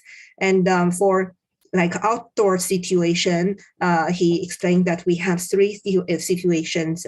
One is that it will decompose itself naturally. And the second and third is that they will be recycled. Most of the like outdoor materials after use, they could be utilized as fillings for like composite industry materials. 工业填料。对，这样子还有一个，我想因为一个案例给他 industrial fillers, like for a kind of composite flooring, they become fillers of the flooring products. And the third is they will be like become powder and then pelleted and become like a pelleting energy pellets for energy generation purpose. Sometimes after we recycle the outdoor products, they can still be used for some structures, not for human, but some structures like for storage in the rural area, for storage of fuels, or for like chicken, for the shed of the poultry, for the shed of the animals.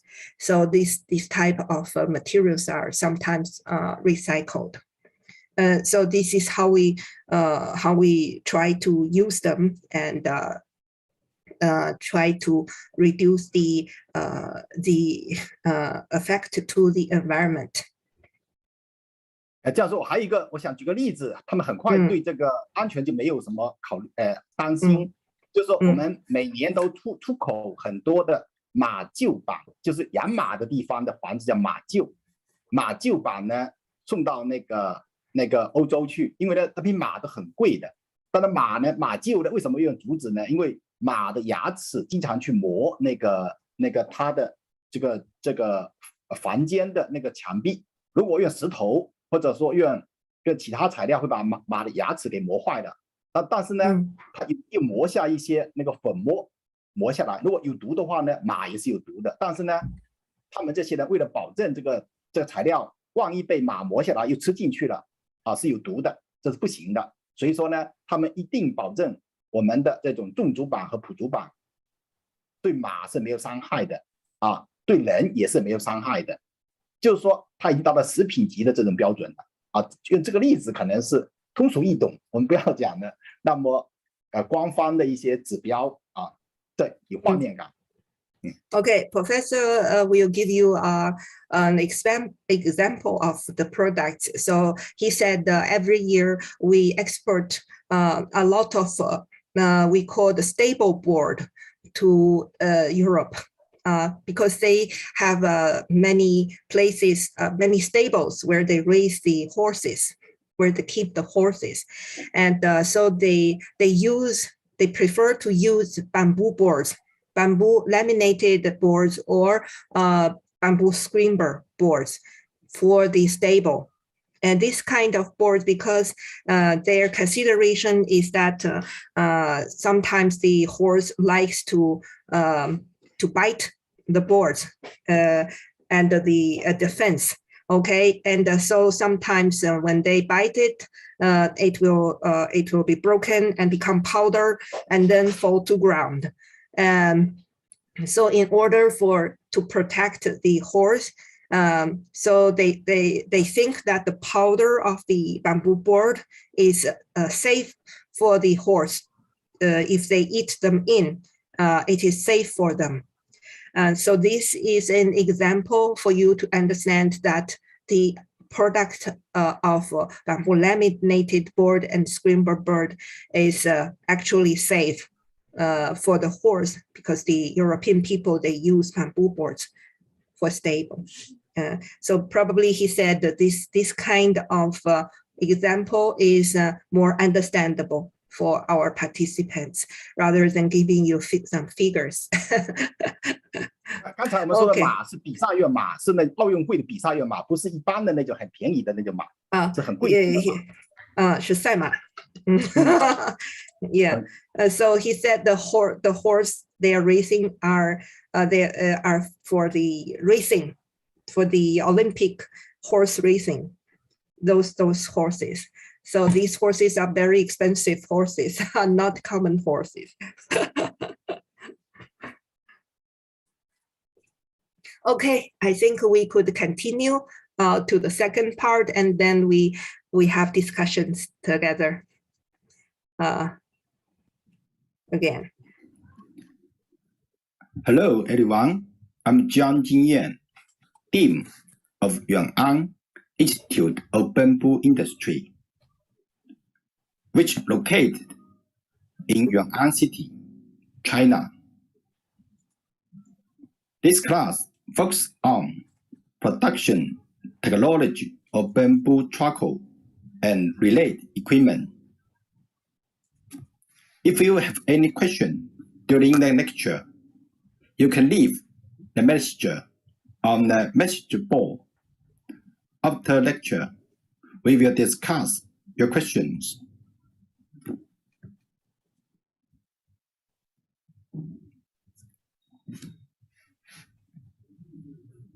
The main purpose of the call is discussing about what bamboo charcoal is, what it uses, and the process of making one of the types of bamboo charcoal that we focus on, machine-made bamboo charcoal.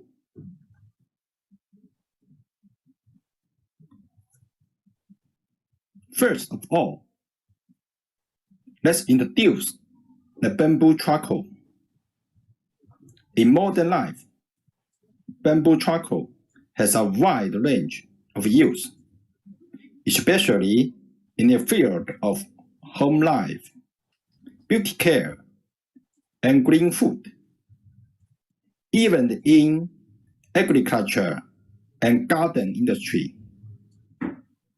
And it is becoming indispensable necessary for people's clothing, food, housing, transportation, and medical care, as well as a consumer, fashion, and a culture of health care.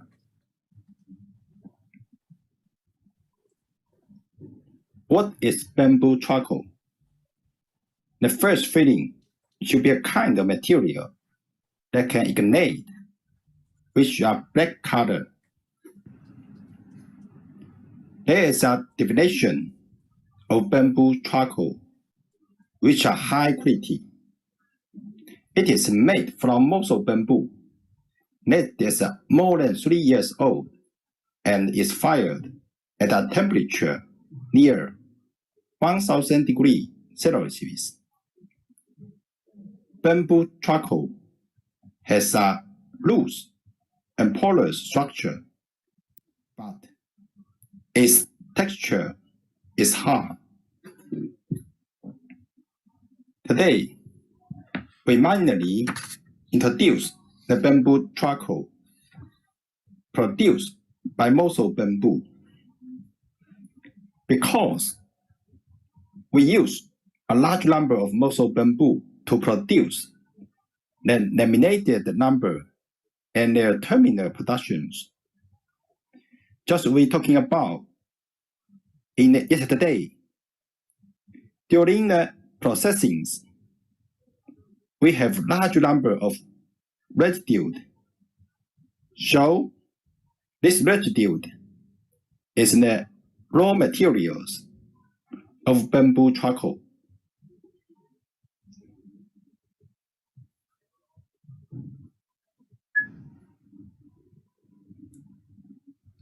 Now, let's talk about the classification of bamboo charcoal from the refining degree. Refinement is a measure used in the Japanese charcoal standard to determine the degree of charring, and is often measured by a refinement method. The principle of determining the degree of charring is based on the electronic resistance of charcoal, which range from 100 to 108 ohm. The degree of charring of bamboo charcoal is also great, which reference to the refinement of charcoal, which is related to the volatile friction, moisture, ash, and other factors.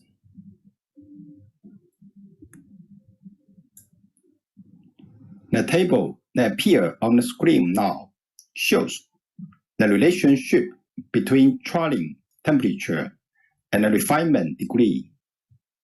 The higher the trilling degree, the lower the resistance value, and the small the refinement value. In the table, the temperature of 700 to 800 degrees Celsius is used to burn carbon, and the corresponding refinement of the charcoal is 1 to 2. The shape of bamboo charcoal can be divided into 5 forms: bamboo charcoal tube, flat bamboo charcoal, crushed bamboo charcoal, granular bamboo charcoal, and powdered bamboo charcoal.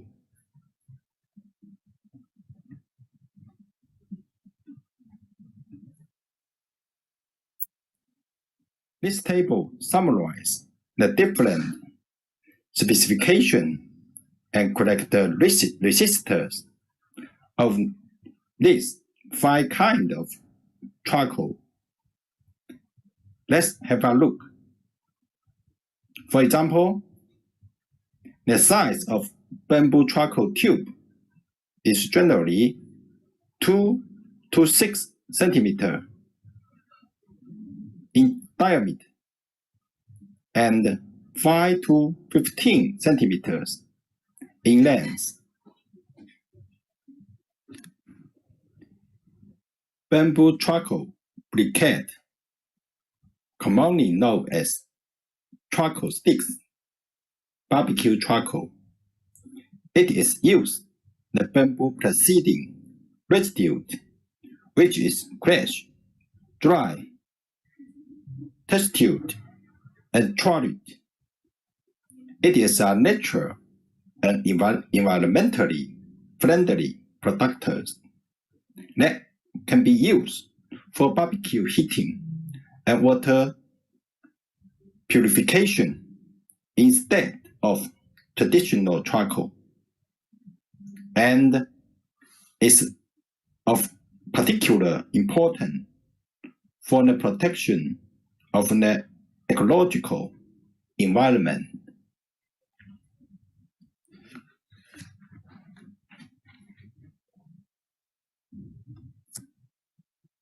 Its shape and specification are of uniform length and size in each batch of production, and it has a reasonable structure.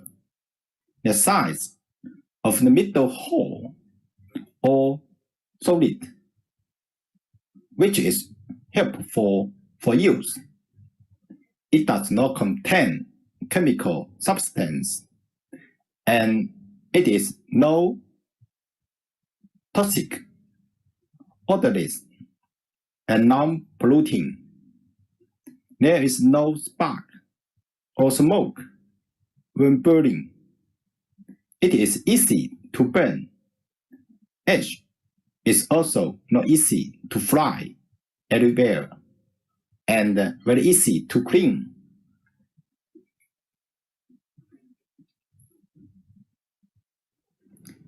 Now, it is the second part of today's lecture. In this part, we will introduce the role of bamboo charcoal, especially introduce how the charcoal used in different fields.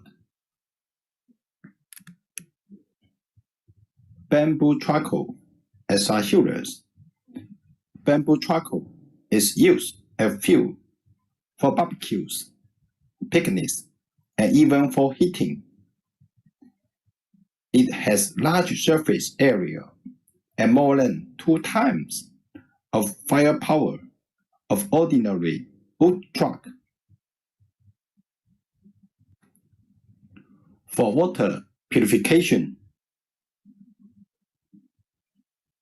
bamboo charcoal has strong absorption property and can absorb residue, chlorine, and trihydromethamphetamine and other chemicals in water, make it very suitable for purification of river water and domestic water.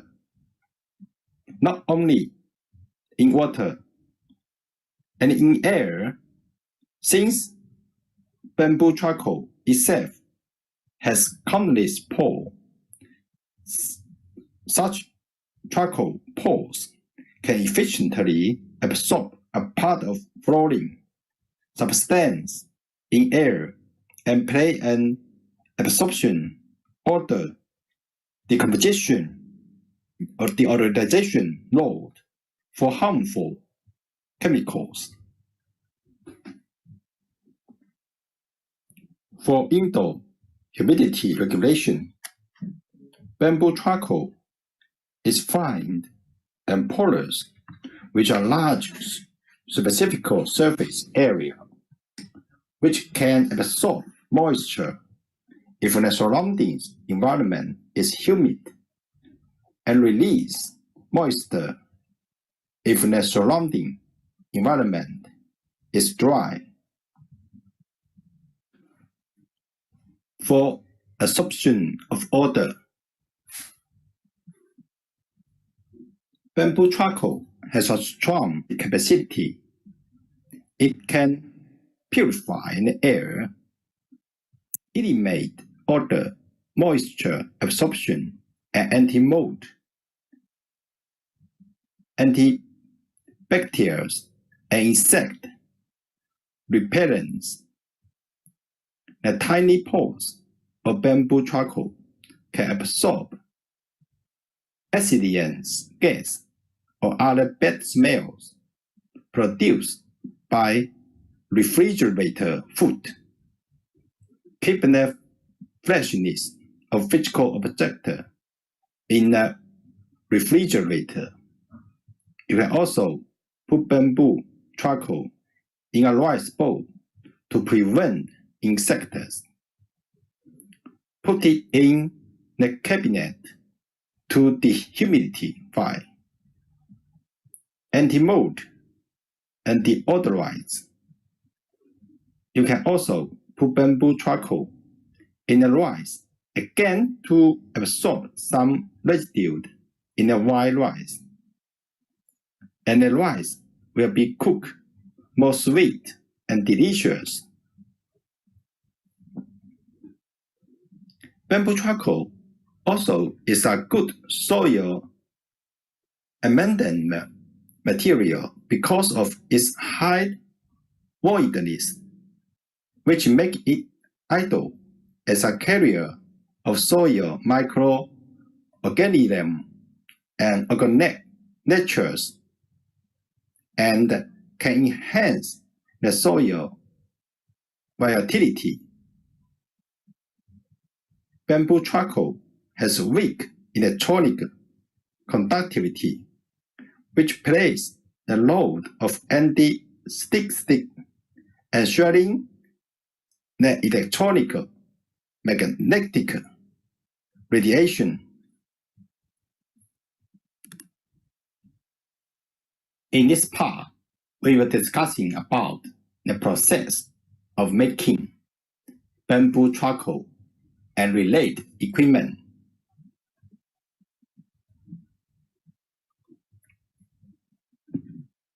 The equipment for making bamboo charcoal briquette is one of the key elements to make high-quality products. They including crushing machine, dry cylinder, stick making machine, and carbonization kiln, etc. The quality of these machines and equipment directly affect the quality of the finished bamboo charcoal briquette.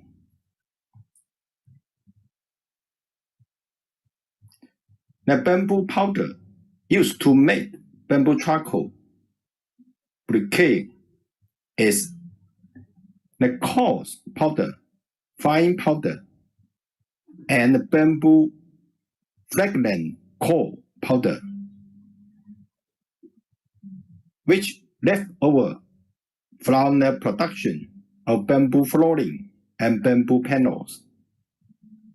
The moisture content of these bamboo powders is about 35%. The bamboo powder is purchased and transported into the factory and installed for more than 20 days, waiting for it to ferment and soften. Although it is already in powder form, it is still not fine enough and needs to be crushed into 40 mesh by a crushing machine. Then the crushed bamboo powder is sent into the drying cylinder for drying, and the moisture content of bamboo powder is dried to below 10%.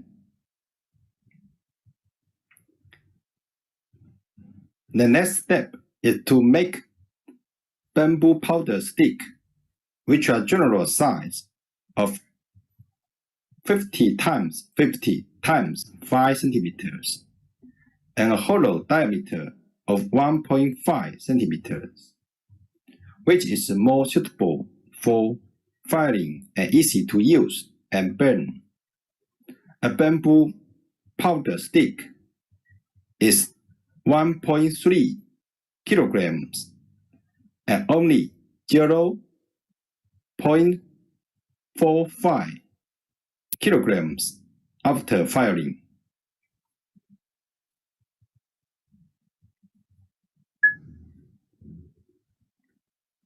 The total times required to burn bamboo charcoal briquette at high temperature is more than 20 days.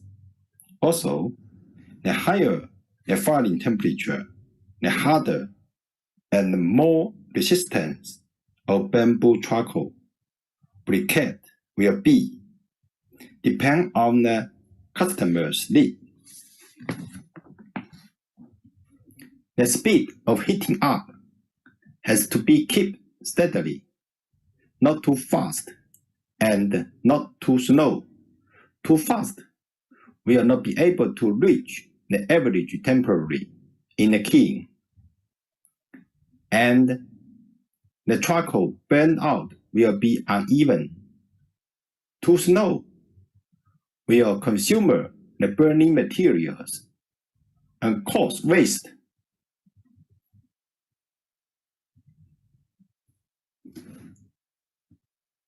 A kiln can hold 500 stickers, which are placed in by workers. Then the kiln is closed with bricks. All opened is sealed with mud coating, and a fire is lighted and an opening to screw each bamboo stick. First, they are fired at 300 degrees for 10 days, and finally at 800 degrees for 24 hours. When the temperature is too high, it is usually cooled down by injection water. Of course, the temperature degree here is Celsius. Pay attention to the sealing of the charcoal kiln. If there is any air leakage, it should be prepared in time. It takes about 10 to 14 days from the start of heating and burning until the kiln is sealed to allow the bamboo charcoal briquette to carbonize. After burning bamboo charcoal briquette at high temperature for 10 days, the charcoal kiln will be opened only after gradually cooling down to about 50 degrees, which also take about 10 days. During this period, it takes at least 1 to 2 months before and after making bamboo charcoal briquette to achieve the perfect quality.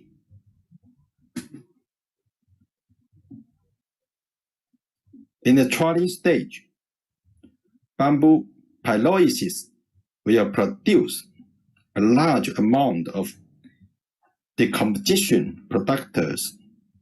The gas will turn brownish black in color, and some liquid will be discharged, mainly natural polymer products such as raw bamboo vinegar and tar. Bamboo vinegar contains nearly 300 kinds of natural polymer organic components, such as organic acids, alcohols, ketones, aldehydes, phenols, esters, and trace alkaline components.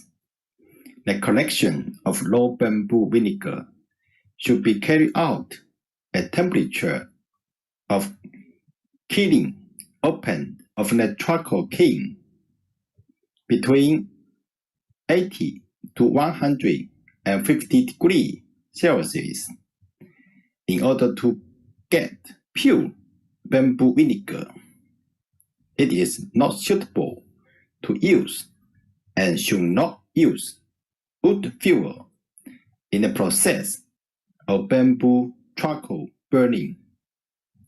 The bamboo vinegar collected from the bamboo charcoal kiln is in a low liquid, which can be refined by precipitation, filtration, and distillation to obtain refined bamboo vinegar liquid, which quality that meets the market requirements. Let's take a look at a video of whole production process. Bamboo charcoal is made from moso bamboo that is more than 3 years old and is fired at a temperature of approximately 1000 degrees Celsius. Bamboo charcoal has a loose and porous structure. Its interior is fine and porous, and its texture is hard. Bamboo charcoal briquette, commonly known as charcoal sticks, barbecue charcoal. It is the use of bamboo processing residues, which is crushed, dried, extruded, and charred. It is a natural and environmentally friendly product that can be used for barbecue heating and water purification instead of traditional charcoal,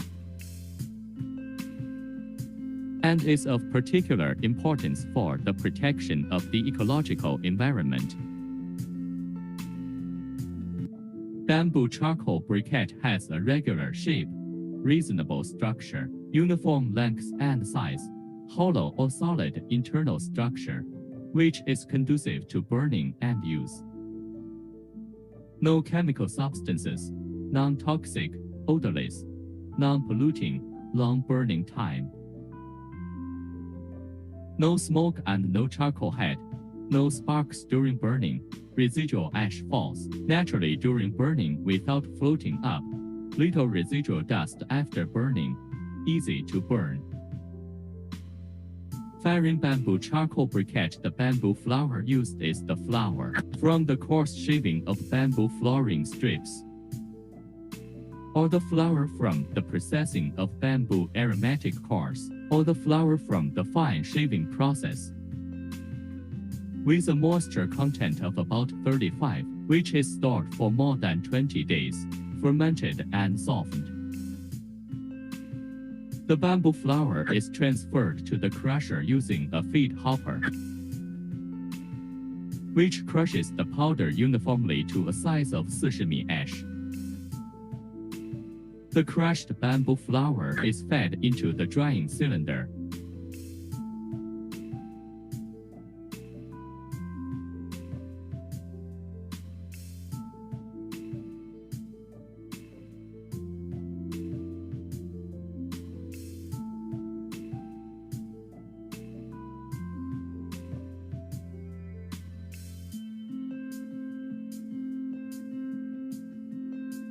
Making bamboo flour size 50-55 cm with a hollow diameter of about 1.5 cm. A bamboo flour stick weighs about 1.3 kg after firing 0.45 kg.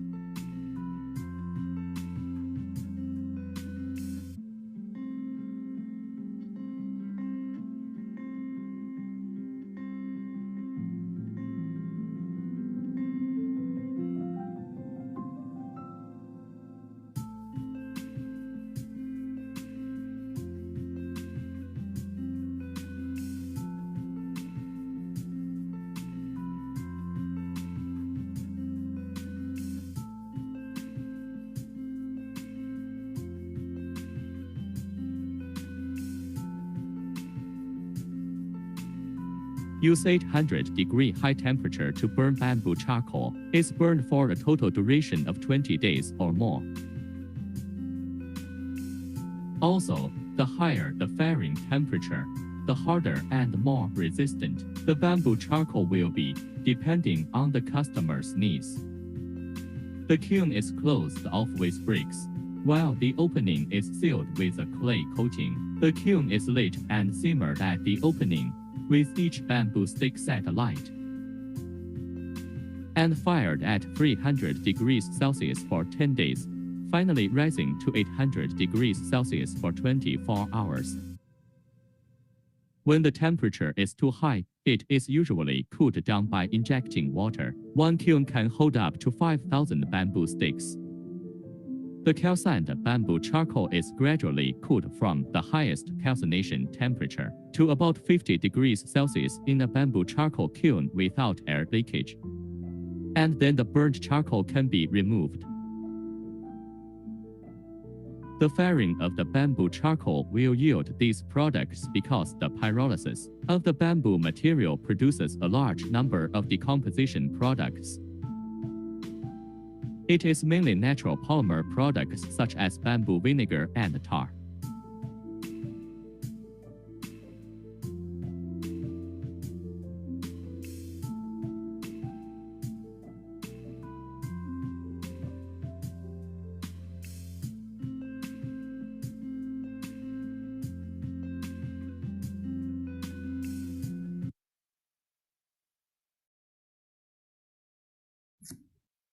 Through the video, we can see, first of all, is bamboo powder collection, and then bamboo powder storage, crushing bamboo powder with crusher, drying bamboo floor with drying calendar. And the next step is make bamboo floor sticker, which are stick making machine. After making charcoal, it is put into charcoal kiln to burn high temperature bamboo charcoal. After cooling, it is discharged from the oven and inspected. And finally, it is a warehouse and shipping.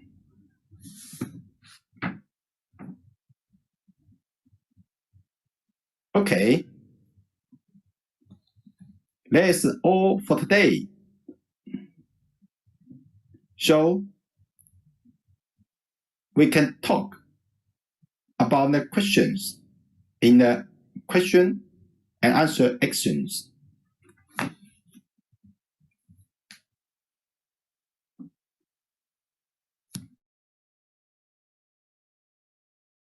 金老师有几个问题了来了已经。对。Okay, I think regarding to the charcoal, we have a lot of questions, and I think your Henkel asked a lot of questions, and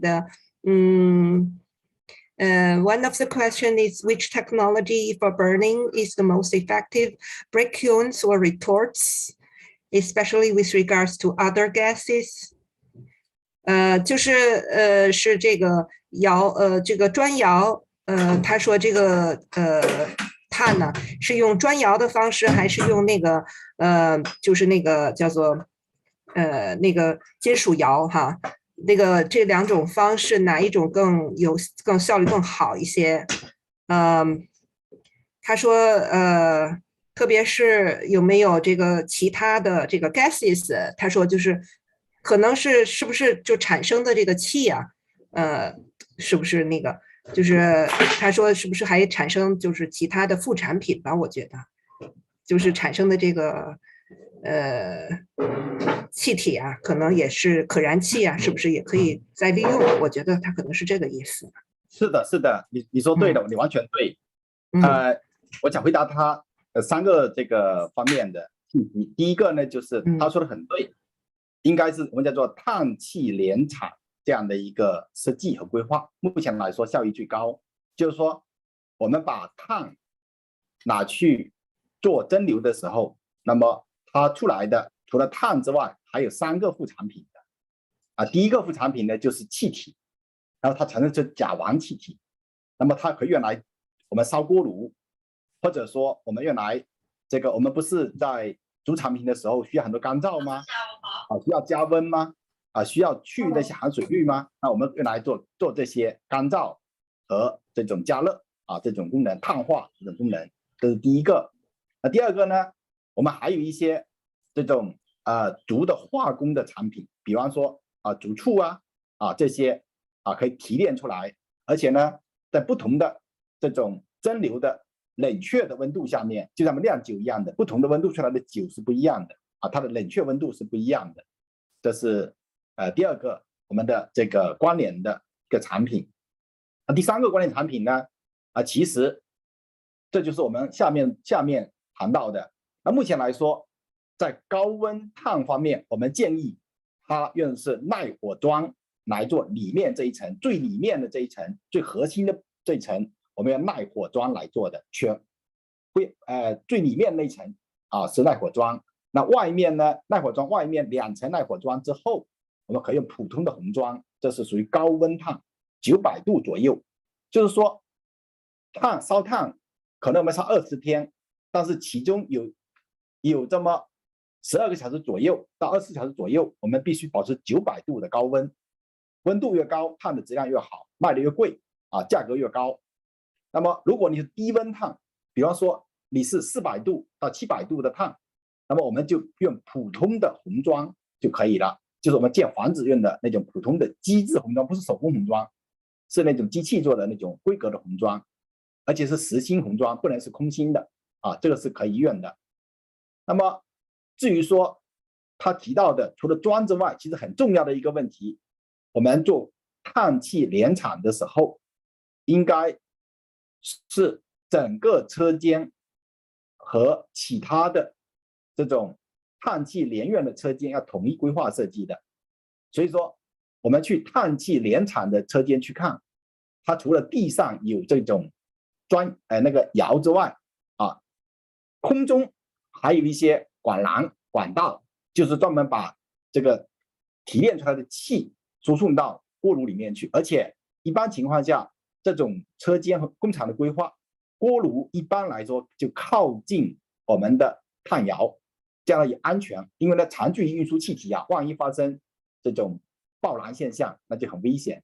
所以说呢，我们对这些都是从安全、从效益从这种成本，我们都是做统一的整场规划。他说非常对，这个很专业，这个人。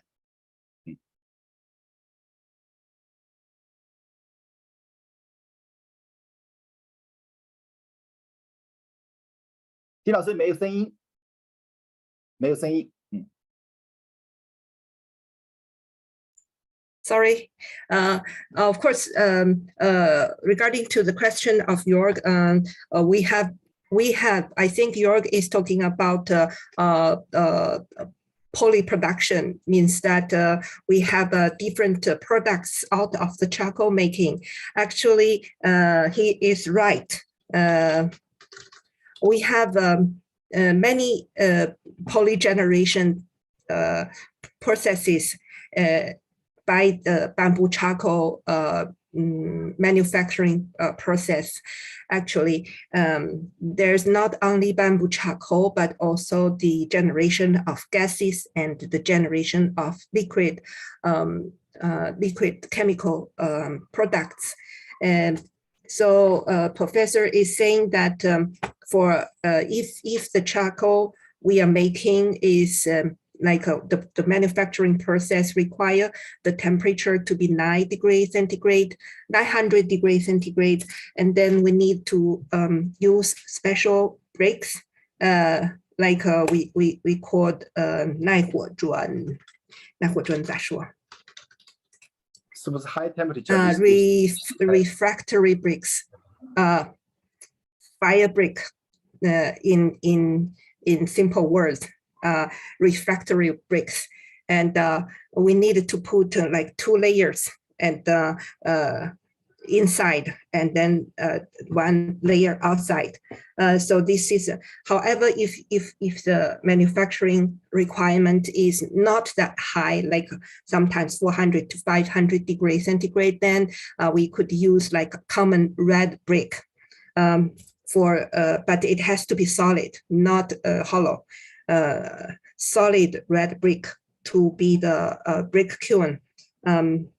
Like retort processing usually is takes less time, and it's 24 hours production sometimes. So it is a very continuous process. And sometimes it's auto-controlled. It's by there's a control panel there by very skillful workers. So this we have professor is saying that beside the workshops for producing charcoal, we also have other workshops for the gas and for the liquid products. So beside the bricks we are using specifically to prevent the temperature, to control the temperature. At the same time, we have special materials to produce the channels for the gas to go to the boiler. Usually the boiler is near to the workshop. So we avoid long distance transporting of the gases and the loss of the energy during the process. So sometimes the boiler is very near to the charcoal making workshop.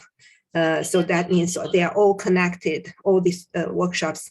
Maybe in one factory, there will be different workshops for producing different products. For the this is the poly generation. So when we are planning the briquette charcoal processing, we need to like make plan like for these different gas products and liquid products. At the same time, we should have some environment control for the factory. During the last year in the Anji visit, we have shown one factory which has all those facilities. We have this tour. I hope next year I could make an Anji study tour again, and for people to visit those factories online, virtually.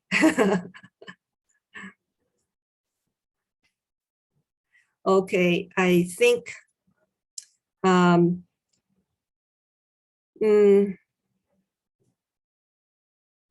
Also, Sabrine is asking what is the difference between the bamboo charcoal transformed with machine and the one burned naturally. I think bamboo charcoal transfers with machine, we call the briquette charcoal, and the one burned naturally have got the same capacity. The one burned naturally, you mean? Oh, I think Severin, your question, you probably don't know that we use bamboo powder, like the sawdust, to produce the briquette charcoal. Actually, the briquetting process is before charcoal making. It's before, so that's not charcoal powder briquetted. It is before we make the charcoal. Before we burn it, we have already made the briquettes out of bamboo powder. So I think that's the difference of processes. And you're thinking we are making the briquette after it's the charcoal making process. So you ask this question. It's not the same. Of course, if you want to comparing the pelleting and the pelleted bamboo and the briquette charcoal, that's quite different. Let's ask the professor. 姜老师，然后我们就是有一个人，我觉得他可能不太清楚，就是我们那个机制碳的那个加工流程哈，所以他说就是说。他说：“这个在我们就是压这个机制碳，把它压成那个棒儿之前，它的那个燃烧热量和压之后的那个燃烧热量有什么不同？我后来给他解释了，我说不是这样的，我们是在这个碳化过程之前就已经把它压成棒了，然后再进行碳化，它仍然是一个仍然是一个竹炭。我觉得哈。”他是说，就是像那种就是生物炭，就是我们平常烧的那种炭和这个机制炭，它们之间的这个就是燃烧的热量，有没有不一样？它是可能是这个问题，我们可能回答一下，它就是那还比如说就是这个生物质颗粒哈，它也有它的燃烧热量，然后这个生物质碳也有它的燃烧热量。就是普通的烧出来的这个碳哈，还有这个机制碳也有它的燃烧热量，我们可能就是说区分一下吧。明白。可以以下几个方面来回答这个朋友的。第一个呢，当然他说的概念可能我们先做一个那个规范一下，统一标准，就是说我们先把竹粉末变成棒状的一个形状，然后再把这个形状拿去窑里面做成炭，不是说把粉末把已经是炭的粉末把它压在一起变成另外一种炭，这是第一个，我们先提一下。第二个呢，我们也要澄清一个概念，就是说我们的机制炭主要用来做烧烤，目前来说主要做烧烤。那么做烧烤呢，和做普通的那种吸收味道炭是不一样的。烧烤炭它有4个要求，第一个要求它的热值要很高，就是说，那这样的话呢，我们必须用到高温炭，就是说，尾段这一段必须是900度的这种炭，不能是低温炭，这是第一个。第二个呢，它燃烧的时间可持续时间必须很长，你不能说我们在高兴的时候，你一会儿过来添个炭，一会儿过来添个炭，你也很烦你，对吧？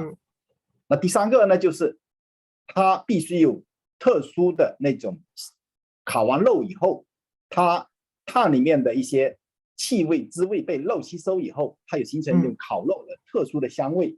如果说你一些不好的那种气味被肉吸收的，那不但没有好的味道，人家还感觉不舒服。第四个呢，就是它的灰分啊，它的烧完的灰烬必须很干净，而且呢，它不能说那种很容易被风一吹，它的粘结，我们叫粘结度，粘在一起的粘结度比较高。你不能说我们说个话，它的灰就到处跑到这个身上去了，跑到菜里去了啊。那最后一个呢，的机制碳的成本比还要低，成本还要低，所以说呢，以上几个方面加起来才是我们机制碳的综合的优势。那如果说你说热值，那现在有很多那种生物质颗粒，它其实这里面呢除了我们的生物质之外，那么它用了一些别的东西来添加进去。那么我们竹子呢是用我们的加工剩余物来加工的，我们不要去砍木头，不要去破坏森林加工剩余物来利用的这是这有这些区别。最后一个呢，这种碳因为作为一个商品，你必须有很稳定的质量，你不能说今天质量很好，明天不行，后天又很好，它的质量控制必须很稳定。所以机制碳呢才符合这种品牌商的要求。这个品牌它的质量标准规格必须非常的稳定，你那种桶碳是做不到的片碳也做不到，只有机制碳才能做到。所以说以上几个原因呢，就说明了为什么机制碳这2年越来越好。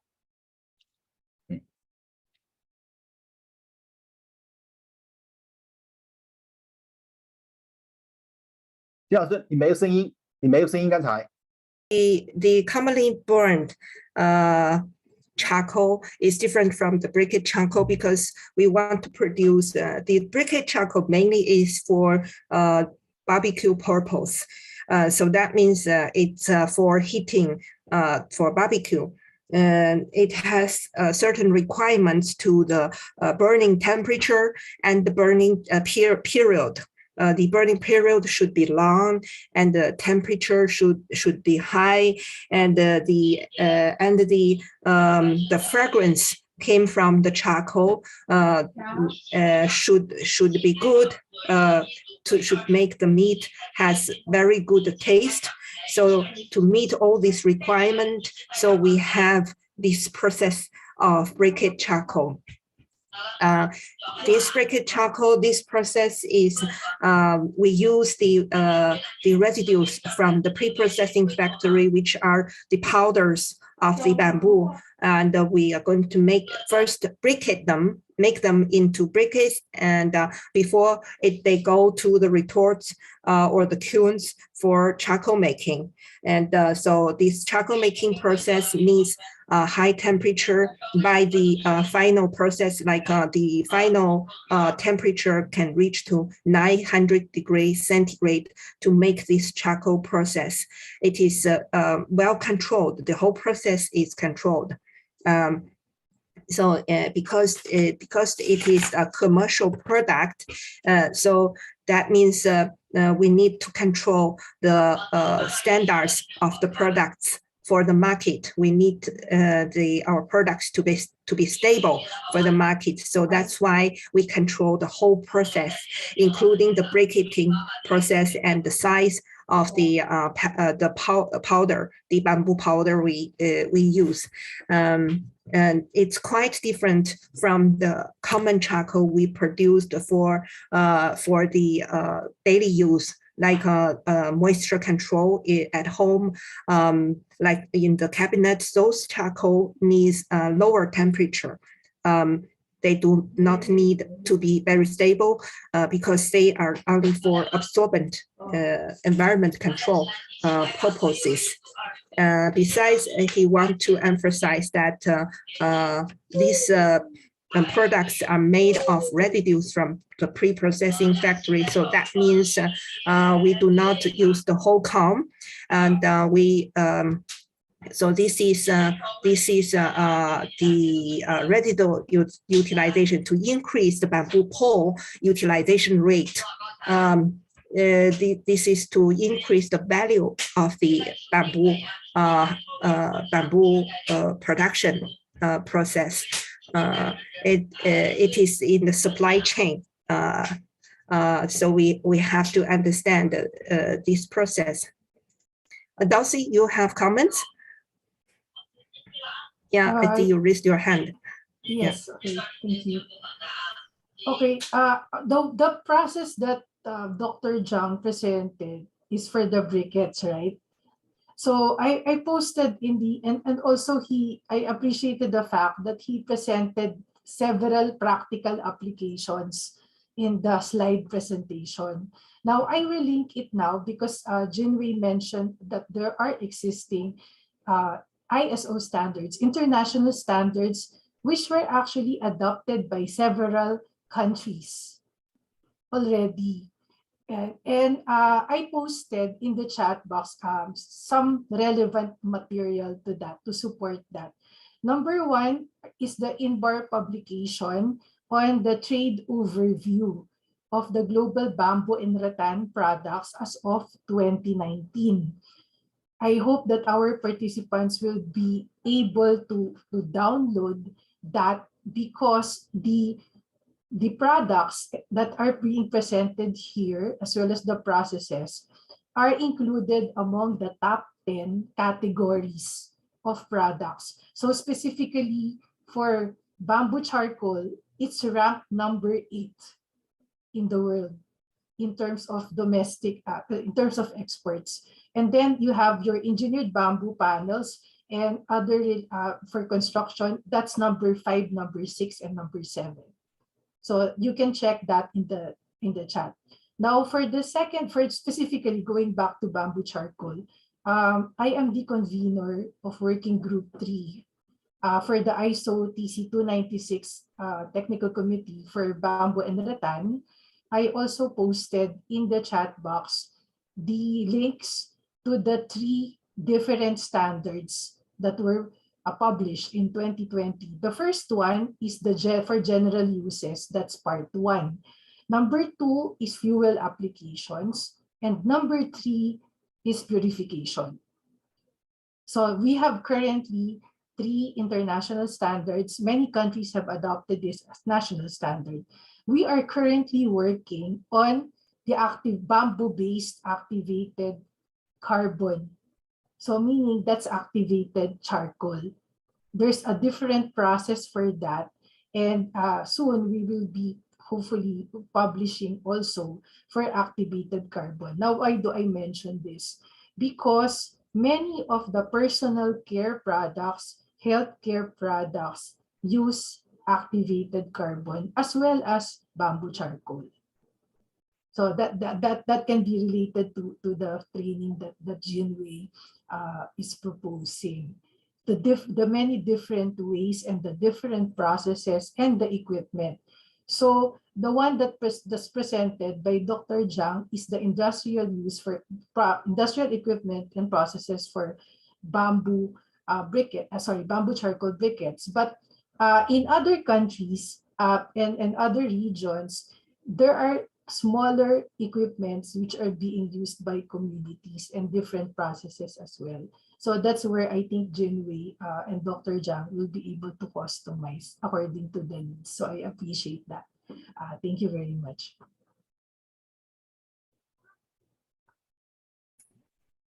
Yes, thank you. Thank you, Dulcie, for the introduction. And I hope our participants in your country, you could promote the adoption of the ISO standards of the bamboo charcoal and the future that we are going to have the activated charcoal standards.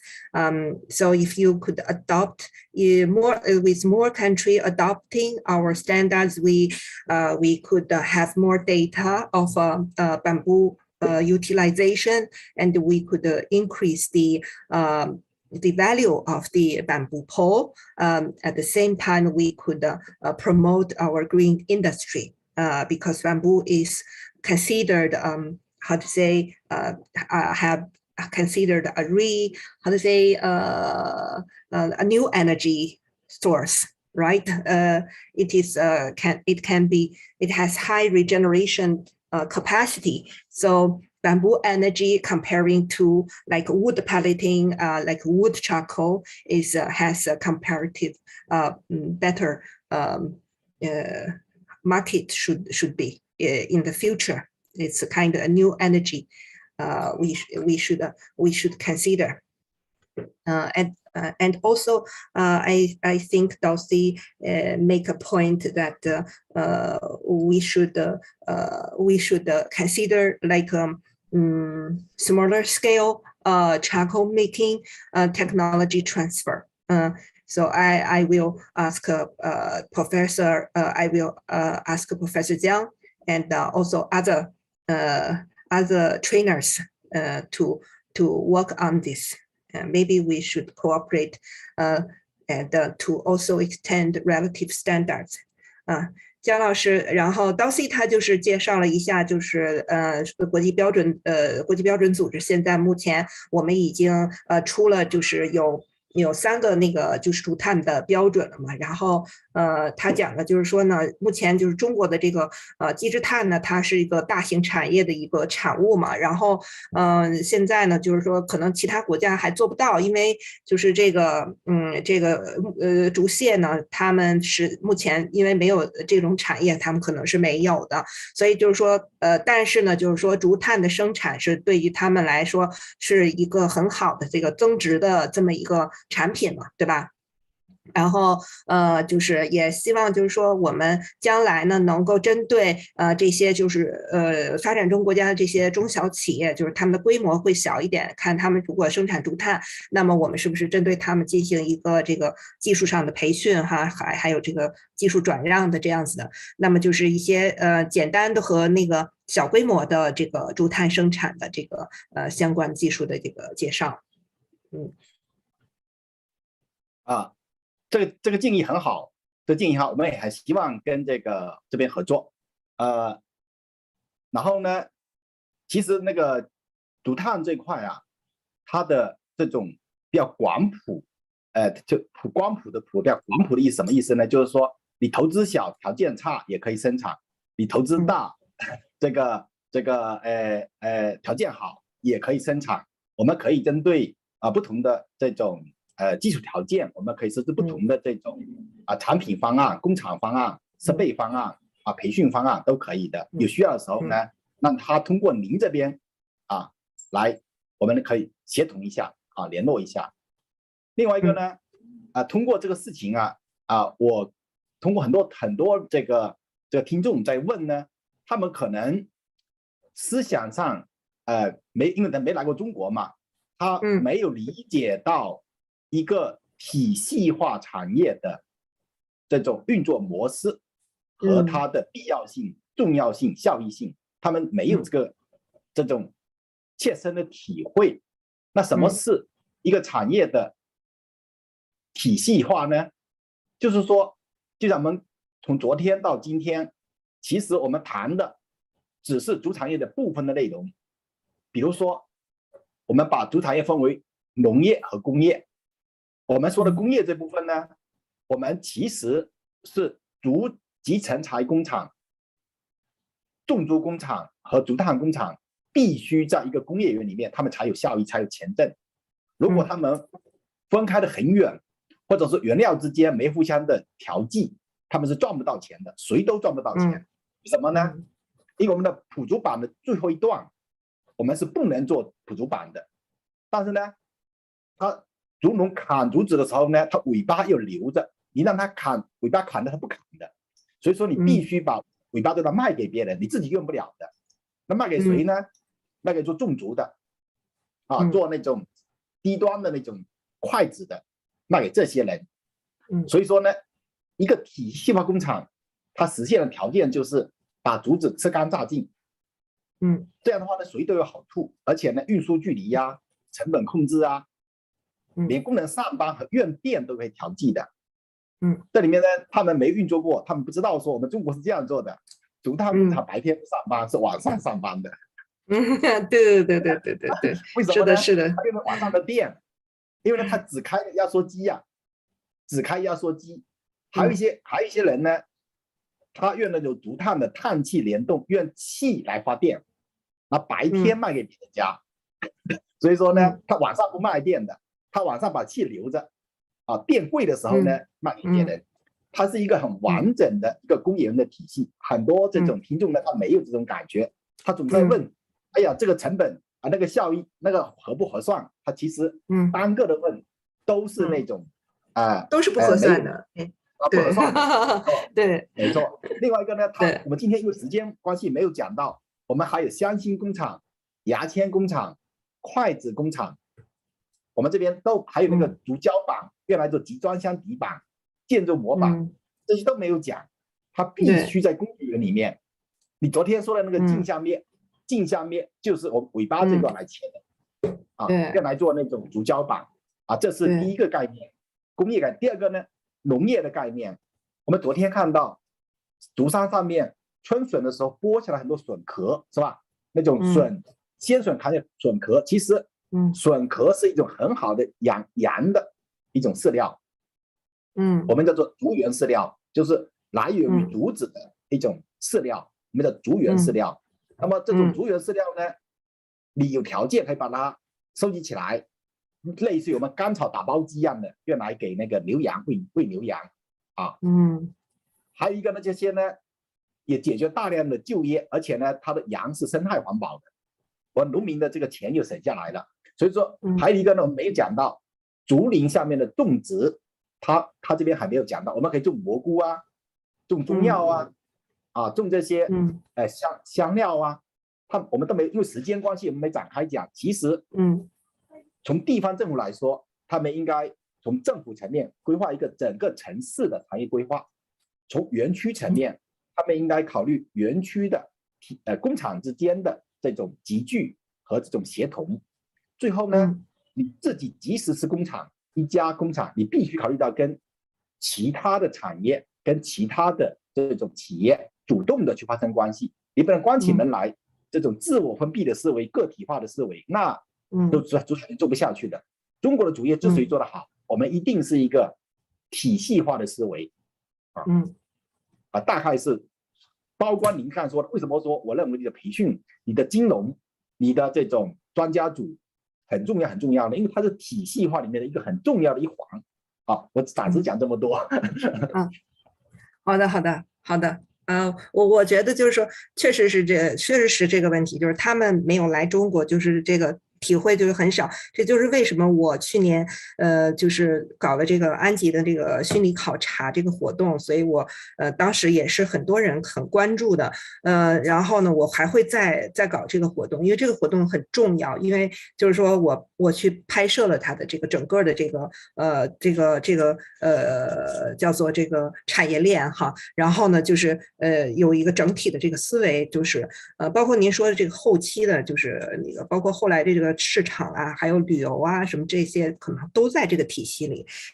所以，我讲一下您的这个理念哈，就是体系化的这个方面。包括我说的这个竹林看养、疗养、旅游、对，它是吧？对。还有我们这边经常是属于那种美食还没有讲到，我笋做的那种笋店，它是一个体系，一个体系的，它可能是理会不到。对。Okay. I think we have a lot of participants asking the cost effectiveness and the profiting part of this industry, as well as like the market and everything. And so they think I think maybe most of you didn't come to China, and most of you didn't join my last year's virtual study tour to Anji. So you probably didn't understand, because this course is only introducing two like manufacturers, or say two types of products processing, but they are only like one part of the whole system of bamboo sector. We sometimes I say in China we have a bamboo sector instead of industry, and this sector have many industries in it. It's very complicated, and now have very fine division of works. Different enterprises, different factories, they have a very fine division of works, and there's a whole supply chain of bamboo in the producing area in China. So maybe when the pandemic is finished, I could arrange this kind of tour, like a bamboo tour to China, then you could probably understand. We have professor is talking about systematic development of the industry. So that means like a bamboo laminated furniture processing factory and the bamboo screenber factory, they need to be like together. They are working together. They have to be in the same industry park. Usually in the bamboo producing area, they establish they have this agriculture part and industry part, and also the services part and the environment ecotourism part. So these we call the like three industries, like primary industry, secondary industry, and tertiary industry. And this has to go comprehensively, and these three industries needs to be harmonized into one system. And that means that the different enterprises, they go into one industry park, and they share the same raw material supply, and they become the keys on the whole supply chain.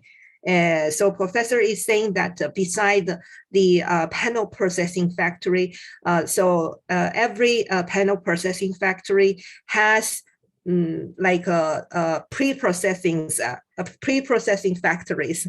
They don't have that pre-processing part. These pre-processing factories are independent parts, and they supply the bamboo laminated strips, the tiles, the flooring tiles to the laminated factory. So that means this is a whole supply chain, and the different parts. Yesterday I mentioned the laminated furniture panels. They only use probably the middle lower part of the bamboo pole. So the middle upper part sometimes is used for like stick-based products, like a chopstick factory, toothpick factory, and curtain and mats. Those slices, they use that part. And also the top parts is made into like toothpicks. I mean the very thin walls on the top parts, and the base parts is used for charcoal. And the sawdust we see it's utilized for like charcoal and pelleting fuels. And also sometimes they are processed into like particle boards. And so that means those factories are all nearby, and they are independent, but they are dependent on each other. So they share the values of the bamboo generated. So they become every key in the supply chain. So there's also like factories doing like cement molding board, and also this like the flooring of the cargo and the trucks using the other materials of the bamboo. So that means if you could imagine, if the laminated factory is independent, there's no other factories like the charcoal factory, like the screenber factory, like the stick making factory around. Probably they cannot survive because the cost is too high, and too high for them to manage every step of the whole processing and the marketing. Right. And so in the industry park, you also have the special companies who is working on marketing. Actually, professor is also mentioning the for the agriculture part, we also have a systematic development. We do not only manage the bamboo forest, but we also develop the agroforestry. That means we mix with the bamboo forest other plants, other crops. Also, we have also like we grow chicken under the forest, and we grow some herbal medicines, and we grow some vegetables under the bamboo forest. So these are all like systematic management to increase the value of the bamboo forest and to provide services to different industries. And all these different industries are joined together in a cluster. So we said this is a clusteral effect. And this clusteral effect is very important because the factories may not survive if they are independent. By these clusteral effects, those factories they could remain in a small scale. They do not need large investment and many labors from harvesting bamboo to transporting to processing and to marketing and to transportation to the market, to sales. So they don't need to manage all those chains. So they only focusing on what to produce one type of products. Like sometimes it's not finished.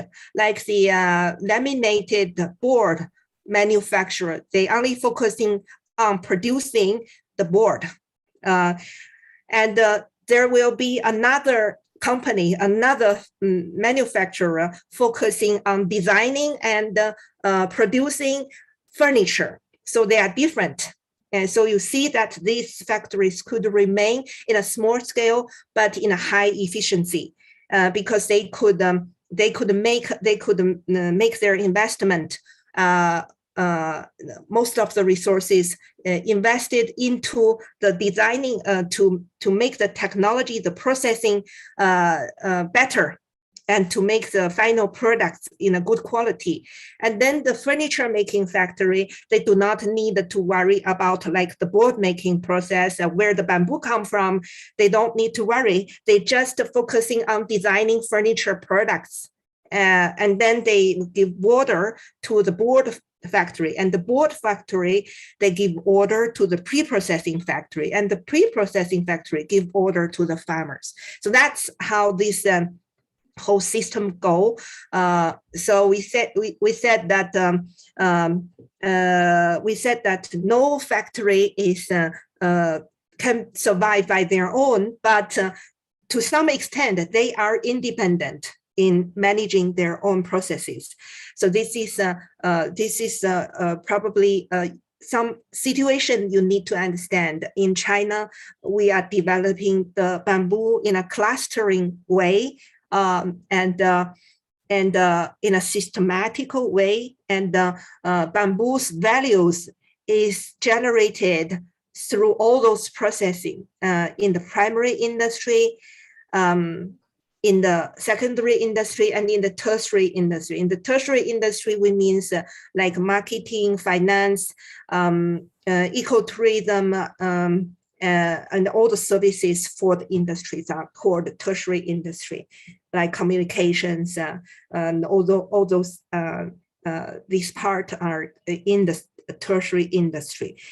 So the services part now has become larger and larger, like the product designing and marketing and sales, and this part has become larger and larger in generating values for the bamboo industry. So that's why I raise your awareness regarding to this whole industry. Actually, you should not only focusing on like the primary industry and the secondary industry. You should see the whole. I would like you to see the whole, and I think it is very important that you understand how these values are generated. And I think it's through the different manufacturers' cooperation with each other, and these in enterprises and they bring out the best profits, and they reduce the cost to the lowest, and they make the efficiency of production the highest. That's why in China we could we say that the bamboo is utilized in a full way. And also for the primary industry, professor also says even the bamboo sheaths, you see when bamboo grow, the sheaths fall off and they become wasted material. Actually, the farmers, they collect them and then they will send them to process into fodder and feed for goats. I think, yeah. So this, if you come to China, you see a Mosul forest. You see the forest is very clean. So there's no leaves, no sheaths on the ground.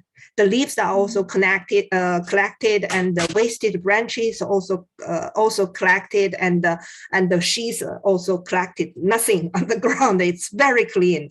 So everything is utilized, and even the harvested bamboo, the old root part is also digging out and then sent to the handicraft factory to making carvings, and some the old rhythms are made into like handles for women's bag. And you see the famous brand, the the famous brand is using bamboo handles, and they are designing with bamboo handles. So everything is utilized. Nothing, basically, almost nothing is wasted in China, and all these factories, they are working together. It's not one factory working from beginning to the end. So it is not possible for rural area, and it's not cost effective. So that's the way we think about to help the local bamboo producers to form a cluster to make this business possible for them. Everybody processing. So it is very important you understand. And I think probably I should arrange another Anji study tours for people to understand. Maybe in the maybe next year. This year we don't have time. Maybe next year I can serve another Anji tour. But in the November seminar, we could discuss about enterprise clustering at regional level and cross-region level. Okay. Thank you. And any other questions? Let me see.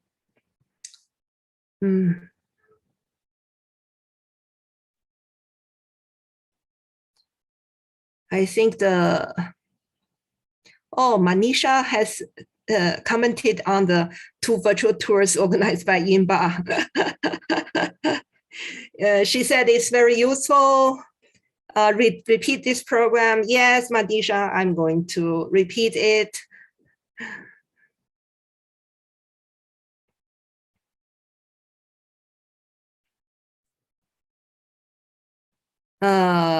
What is the power calorific? Santiago is asking, what is the power calorific bamboo and compared it with the other plant wood or materials? Thanks. I think one of my presentations have that figure. I don't know if Professor Jiang had. 姜老师，您有这个竹基质炭它的那个燃烧热值吗？或者是和那个木炭来比的燃烧热值？木炭那边呢，它是和硬木是相当的 ，hardwood 不是 softwood， 和硬木相当。对，我记得好像是9000卡路里。对，9000多。对。So my memory is like above 9,000 calorific. Dulcie? Yeah, okay. I can probably answer. Yes. I think Santiago is from Colombia, so he's probably referring to Guadua. Yeah, probably. It's actually 29 mg per kilogram. That's relatively comparable to spruce and other wood. So I will type the link regarding questions on pellets and and calorific value? Because in the Netherlands, the Energy Resource Center conducted a comparative research, bamboo vis-a-vis other types. So I will just type it in the chat box and you can get the figures from there. Yeah. So it's comparing to like solid hardwood, tropical hardwood, pellets, bamboo pellets, bamboo biomass pellets. Yeah, so I will just quote this.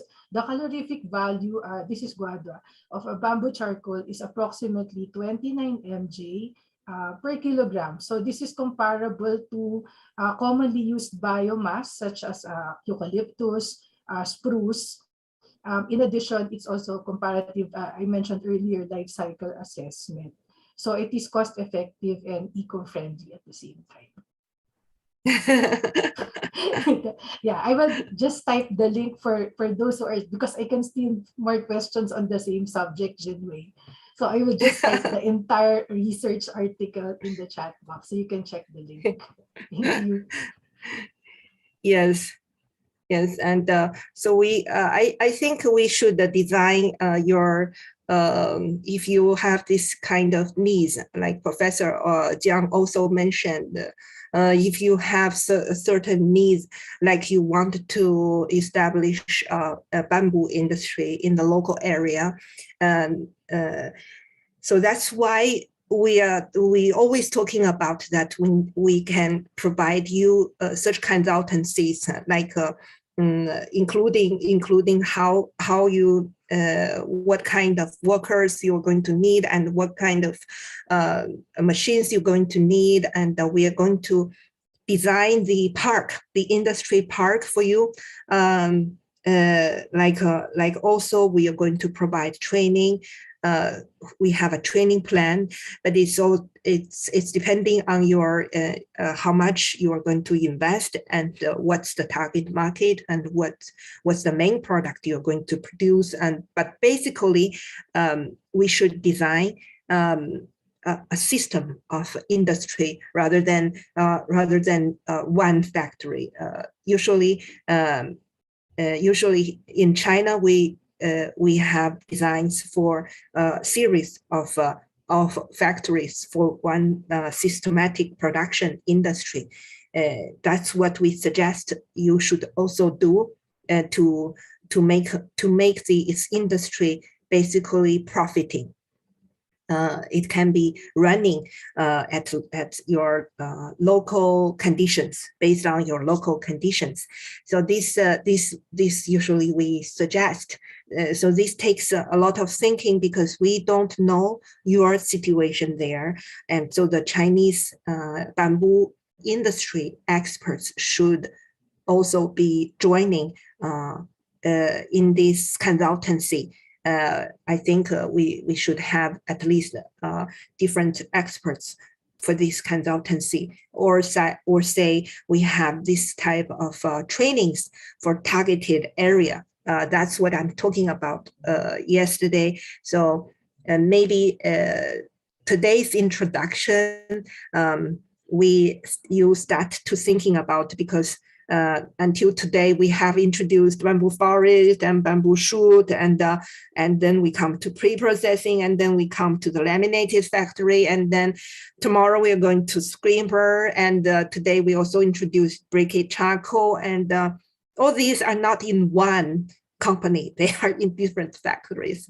Yeah, and different companies are managing all these processes. And you could see in China, we have very modern industries in the East Coast area, but and also in the middle and west south part of China, we have like this raw material supply area, and we have this in the middle, we have this labor intensive area, and then in the East Coast area we have this what we call this marketing and this product design area, like high tech and high technology part, like industry parks are all in the East Coast part. So we have different regions, and we have different cooperations. And I think this industry goes with the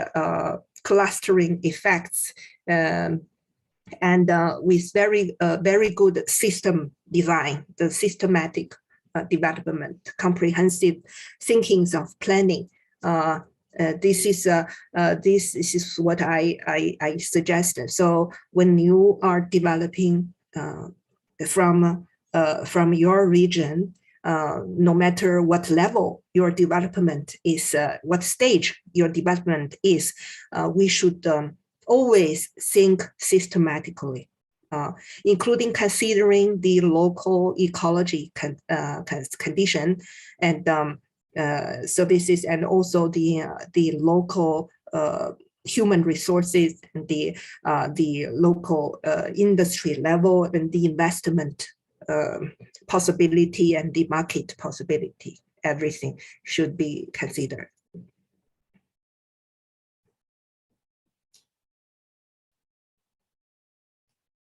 Yeah, I think many people are commenting on the tour.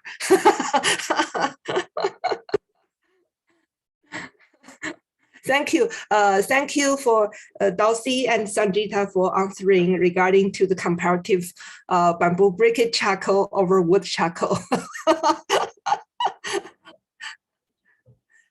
So yeah, I should arrange the probably after November, after the BAC 2022, I should, maybe in December, I should arrange the second AG tour.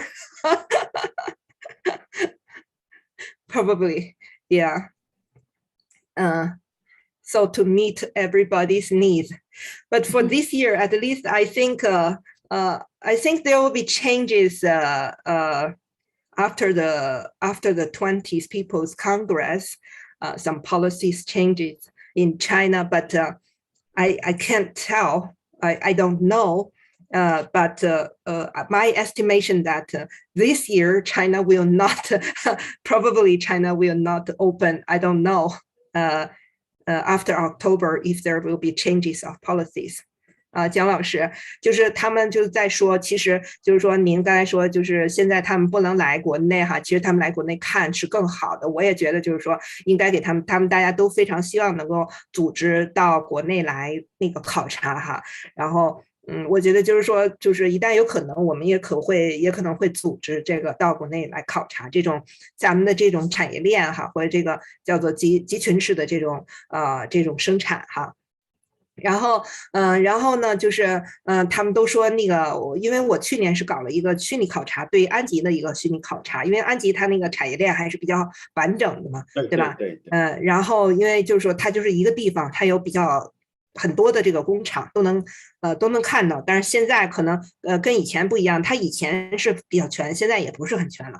所以呢，就是说我搞了一个考察活动吧，然后呢，就是他们也这个今天参加也有人参加过哈，他们说那个 tour 确实很管用，就是对他们理解就是中国的这个主产业很管用哈。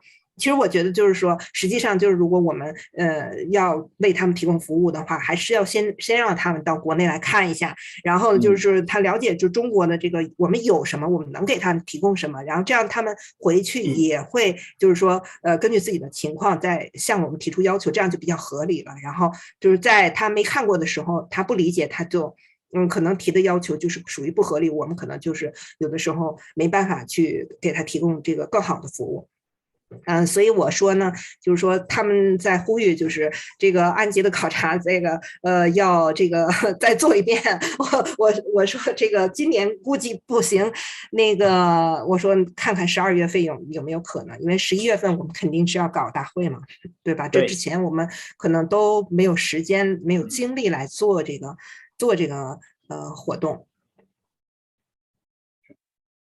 另外一个呢，金老师，我想说一下，另外一个呢，在留言板上有人说，他说这种体系化的产业园对于他们现有基础来说，好像很困难，好像是学不来那种感觉。有一个人说，但是呢，我想说什么建议呢？其实不管多么这种走在前面的地方国家产业，它也是从零开始的，也是摸着过来的。相反的，后面的人有后发优势，他们可以把前面走的弯路都避免掉。另外一个呢，因为往往是资源条件不在成熟的地方，它是个新兴市场，它竞争不充分，我们更应该看到有利的条件，不要去看好像横向比，那个好像跟中国装备人才比，好像是这个不如我们。但是呢，另外一个方面，他们这边的竞争不充分。另外一个呢，主产业它是一个市场分类特别多元化的一个产业。相反的，有一些产业你远距离的进口是打不进去的，你只有本地市场，这个周边的市场反而容易开拓。给主产业本身就是一个这种多样化的选择，我们可以选择这些对我们的起步阶段有利的这种商业模式、这种投资模式这种产品模式都可以的。我们不要总的来说不要鼓励他们，不要畏难情绪。其实我们比如说我今天还没有说，但根本明天说的，今天先说掉。就是说，刚才我们把产业分为1、2、3场，是吧？其实还有一个对人来说，把人最重点来说，它把分为这个我们叫做村镇园区、村镇园区、县园区1线、2线发达城市这种园区。那么，我们的村和镇，它就可以做那些初加工比方说把竹子大破掉就可以了，你就不用管了，你就卖给人家了。那么到了县这一级，它就可以做铺竹板的，它就可以做这些重竹板的，可以做这些地板的。到了那些厦门福建那个北京广州他们就做那种跨境电商，亚马逊电商。所以说呢，它产业链特别适合于各种各样的基础条件的这种国家地区企业。所以说呢，我们也不要认为好像是我就在农村，我就在乡镇我没有人才因为呢，我们不可能说把这个安吉的竹子用到北京去加工你必须就地加工所以说呢，我们不同的人、不同的地区、不同的企业，我们去找它的这种相对优势、加上他们发展的后发优势，其实是可以找得到它的亮点的。对。Yeah, Professor would he could see that some of our participants is talking about that their technical condition and their investment condition, maybe and personnel condition and resource condition might not meet the industry requirements what we introduced here. So they are asking what to do. So Professor is giving some comments regarding to what you are thinking, because I think this is Professor is asking that you should consider your local conditions first. Before we could have a plan for your bamboo industry. It depends on actually, China has already have developed for 40 years, and we have gone through many wrong ways. We have gone into different wrong ways. We have gone through many hardships, and then finally we have reached to this. And now we have all those experiences, and we have all those skills, and all these different models of business management and production management and marketing, and we have all those technologies that is available.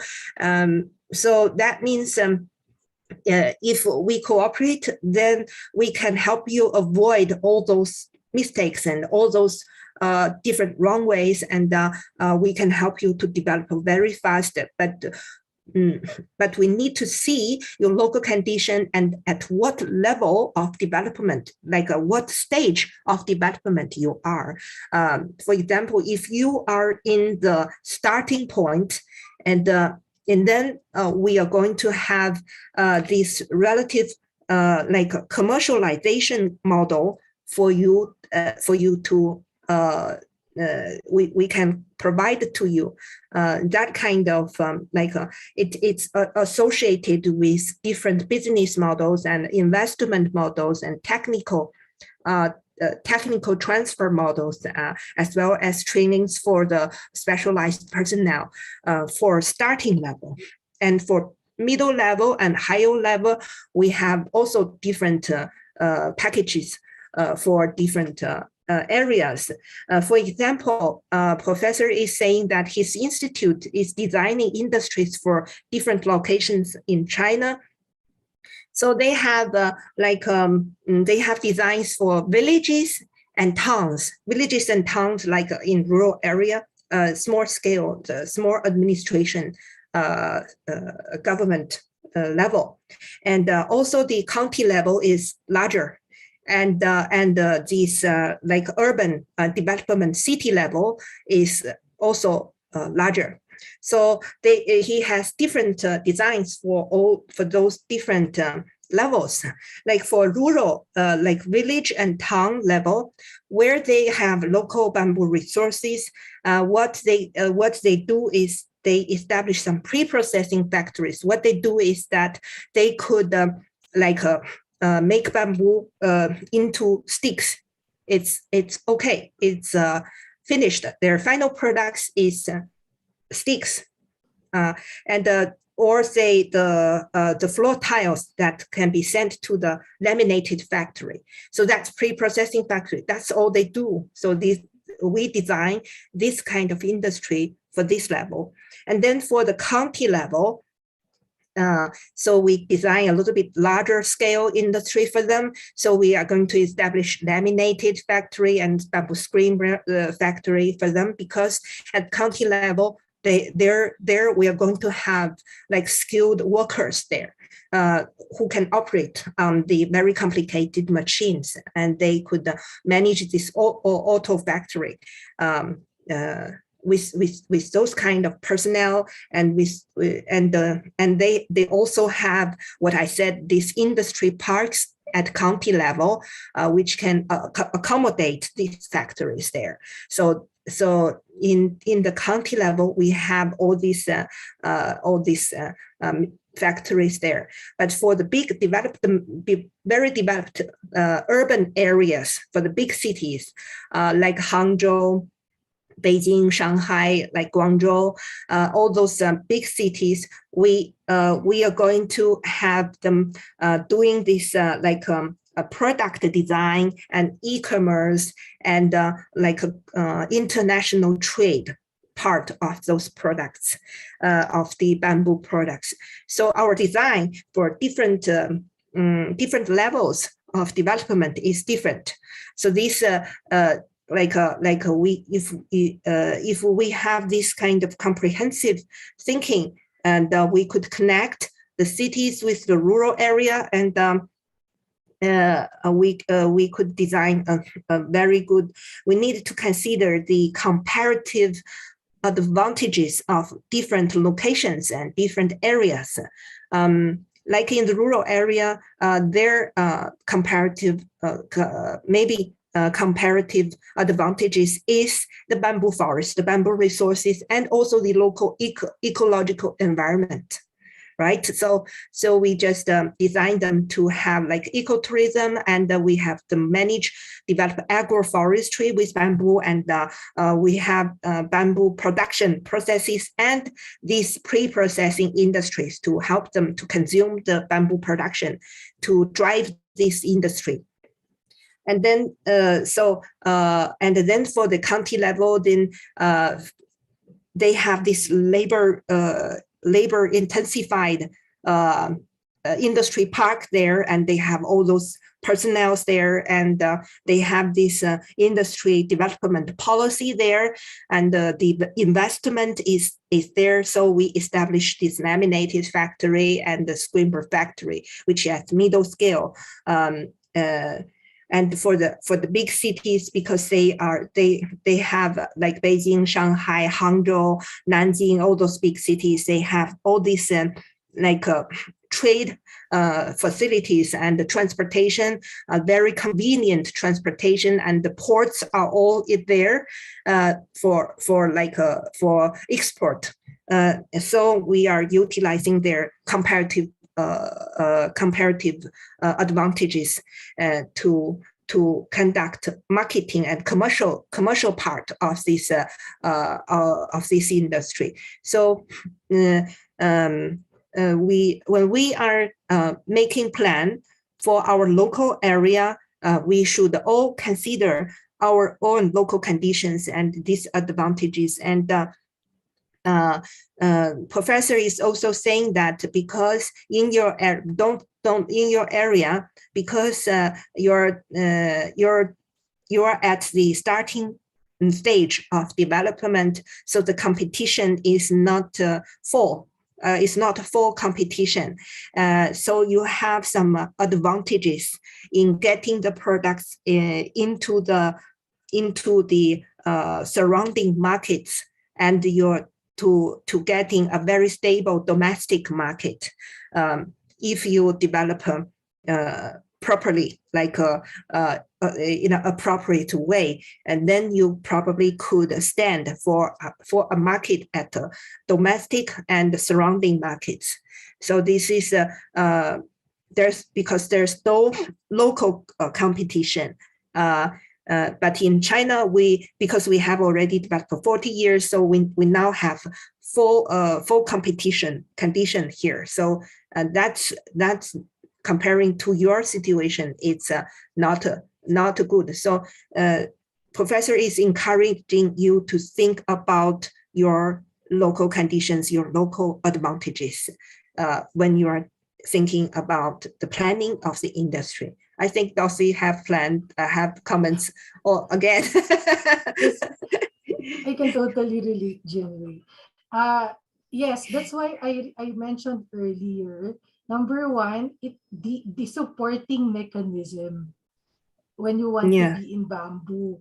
So which includes your local government unit and the stakeholders who are there, both the private sector, the public sector, the cooperatives, etc.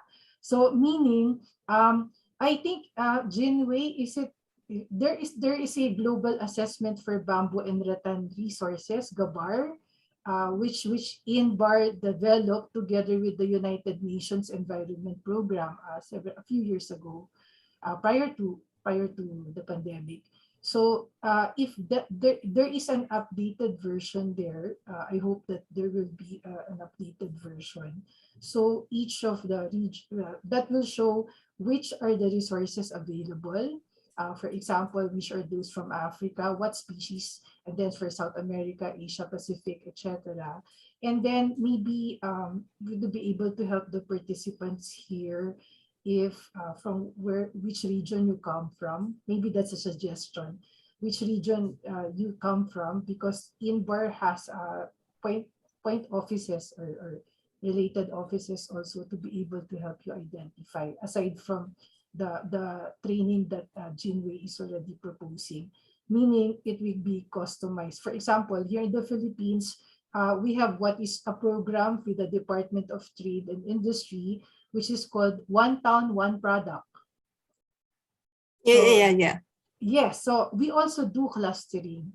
We have a Philippine Bamboo Industry Roadmap, which was approved in 2016. But we work with the other industries also.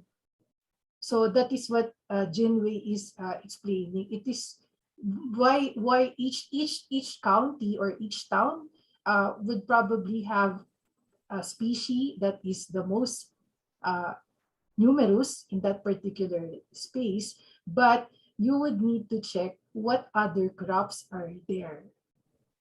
So when the business plan or the strategy is developed, it is not trial and error.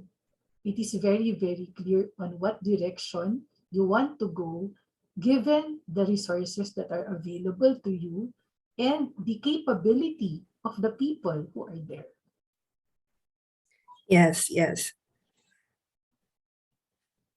and and my industry is my session during BUG is working exactly on how we could work regionally as a cluster. Like Professor Jiang is saying, like China, in China, we are doing clustering and different in different regions in the West, in the middle, and in the East, we have this supply chain. However, let's think about how do we do this like a bamboo commercialization process and industry process in a regional level.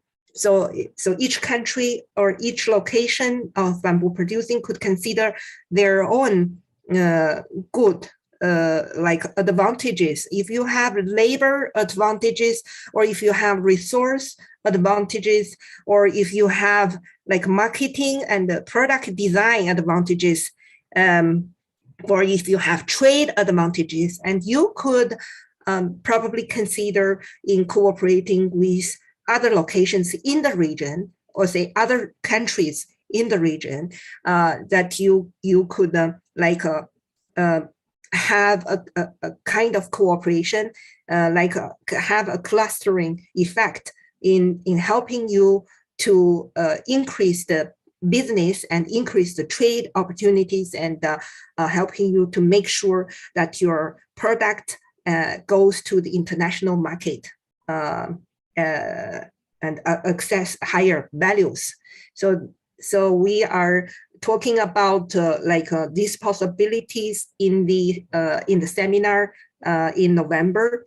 So I hope all of our participants give it a thought, and we could and you could participate and present your thinkings of your needs, or say your advantages, and give me your cases, your bamboo development cases, and so we could have group discussion together with the potential green financiers and the investors and the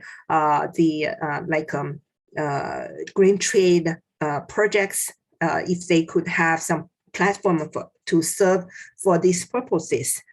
And okay, I see Santiago.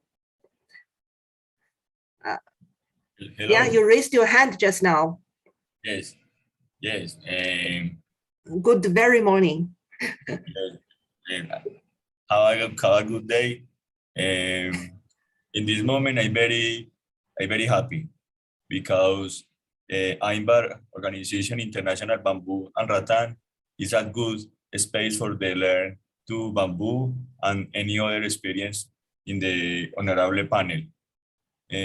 For me, it's very important to participate in this space because I am an agronomist engineering in the university, in the National University.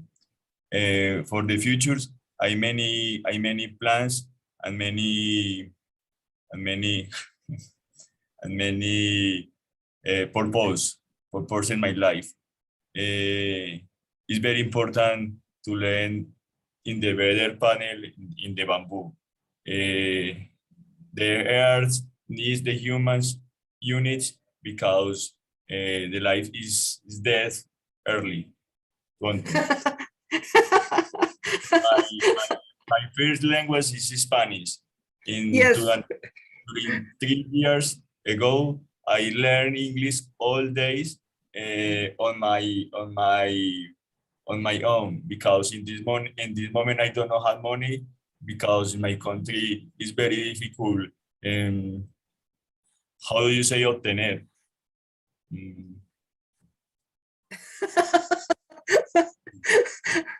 Who can translate for him? Send me Again, sorry. in our company. But this is a excellent option for me because me permit participate in this space. Thank you so much for the space. Welcome to Colombia. Colombia is a very full place, a country. The people is friendly. The nature, the nature is amazing. It's amazing. Thank you. Yes, last time, I think just in middle April, we just have a session, a bamboo session for Latin America. Maybe you are not informed by then. That online session is totally in Spanish, and we talked about like a bamboo shoot industry in LAC, and we talked about bamboo energy and the bamboo fiber industry in LAC, using your local bamboo, and also other industries, because you have all those giant bamboo, and we have already introduced about like 50 species to Ecuador, and like all fine commercial bamboo species to Ecuador, like bamboo can be utilized for like timber, both timber and shoot purposes. So we discussed about a lot in Spanish in that session, but you didn't participate. Anyway, Sorry. Because for me, it's very exercise to earn your exposition, because I want to learn every day more English and any other language. For me, it's a little difficult to understand your ideas, all ideas, because I learn English more every day. I think you can ask Pablo, our regional office, to send you the videos, the recording of the LAC session, so you can learn more about what we've talked about. It's a 3-day program also. It's also like this one, but this one is talking about laminated industry, and that one is talking about more about forest management, propagation technology, things like that. Thank you, Santiago. I understand. I understand. This is we have provided an option for you to think about your future career. Maybe it's a good thinking. Let's continue to explore the opportunities with bamboo. The business opportunity, trade opportunities. Yeah, Dulcie? Just last point. I think we have participants who are engineers, specifically electronics and electrical engineers. So maybe for a future training, Janway, may I suggest also one training for bamboo and electronics and electrical engineering and design. Yeah. Because that will eventually be connected to the information and communications technology as well. One of the priorities for, well, I'm also a part, aside from ISO, I will share it with those who are interested for the information and communication technology sector. So there is a global initiative by the United Nations. It was very recently formed last year. It's the International Telecommunication Union, United for Sustainable Smart Cities and Villages.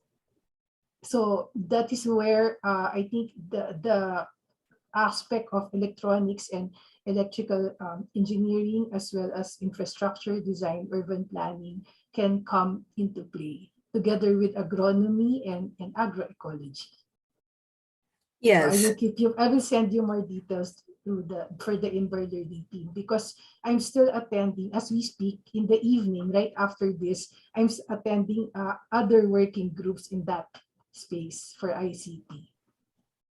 Yeah. So I think it's very important that we have like different trainings for different targeted groups, and we have different professionals who are conducting this kind of trainings. And these trainings are not only for like knowledge sharing and I think what's more important, we are connecting all those professionals together, and we are like making it possible for different professionals in different parts of the world that they could be able to work with each other in the future, and that's more important.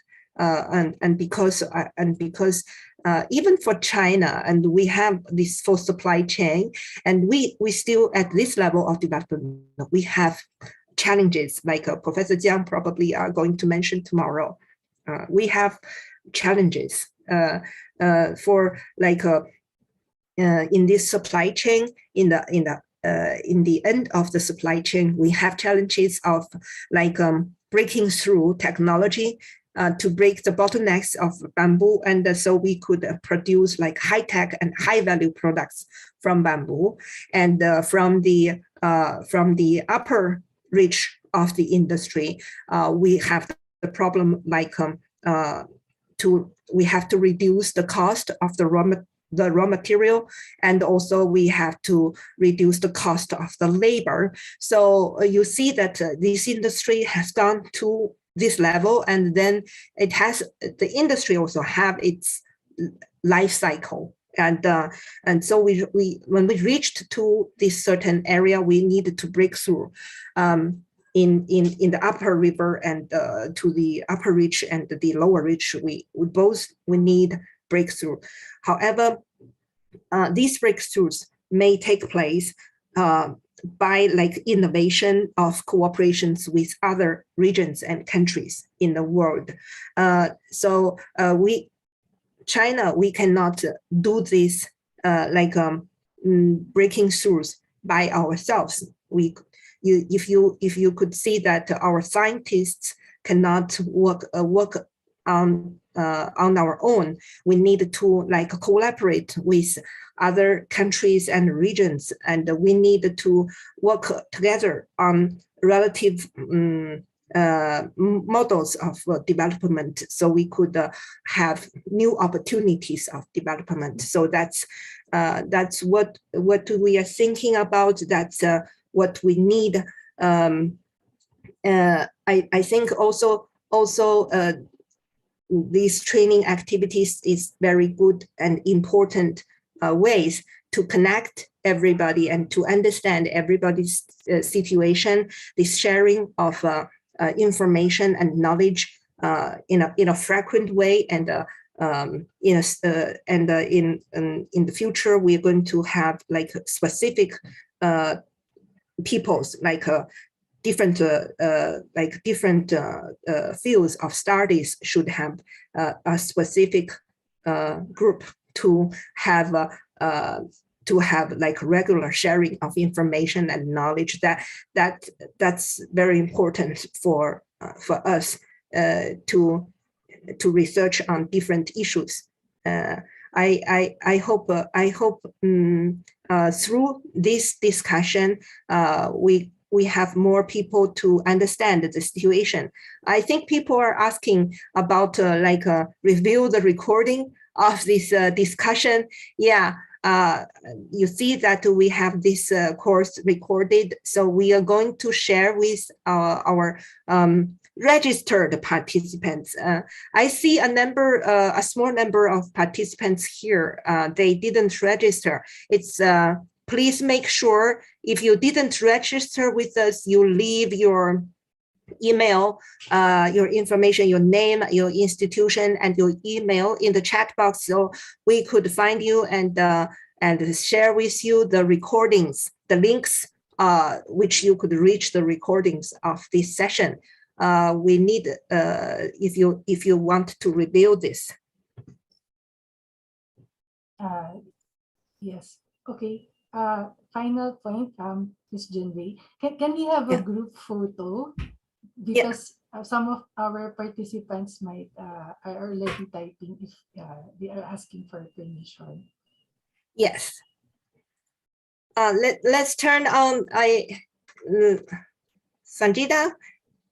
Okay. Oh, can we call it a day? Do you have other questions that you see that is important that you want to mention? No, nothing from my side. In fact, like we're already late, 35 minutes. So let us wind it up, and tomorrow Okay. we'll see. Yeah.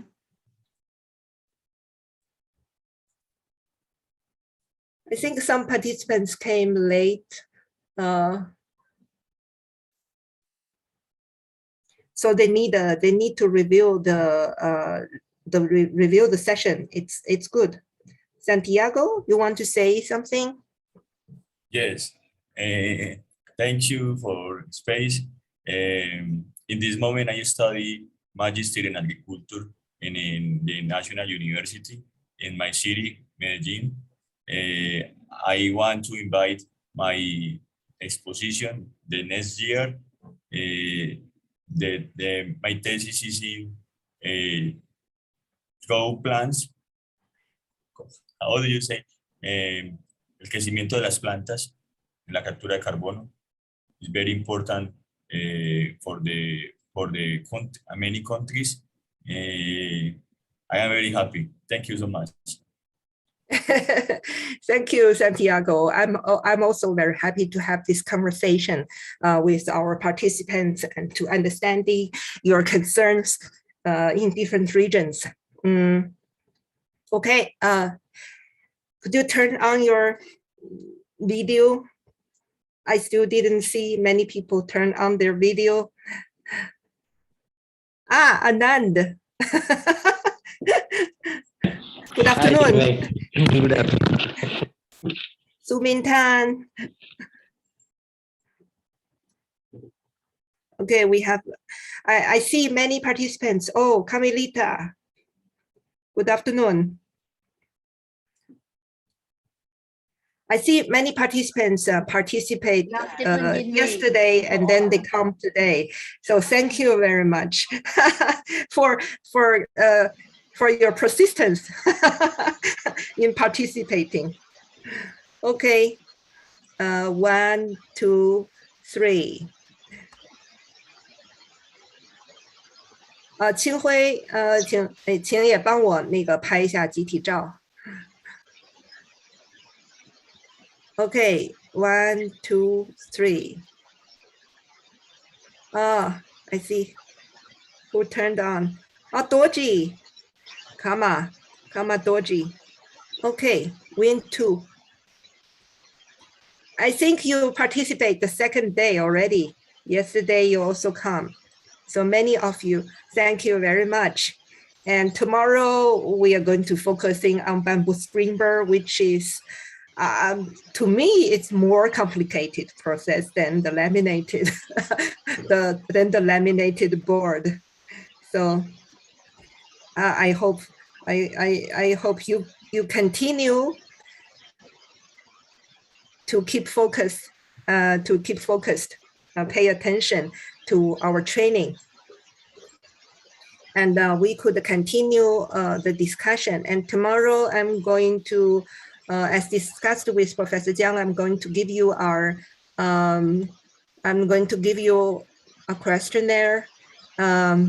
It's regarding to like how you understand the knowledge we shared in this training, and how are you going to how do you think about the future, like your suggestions for like the future, our next steps of training, or like you're thinking about cooperation in the future.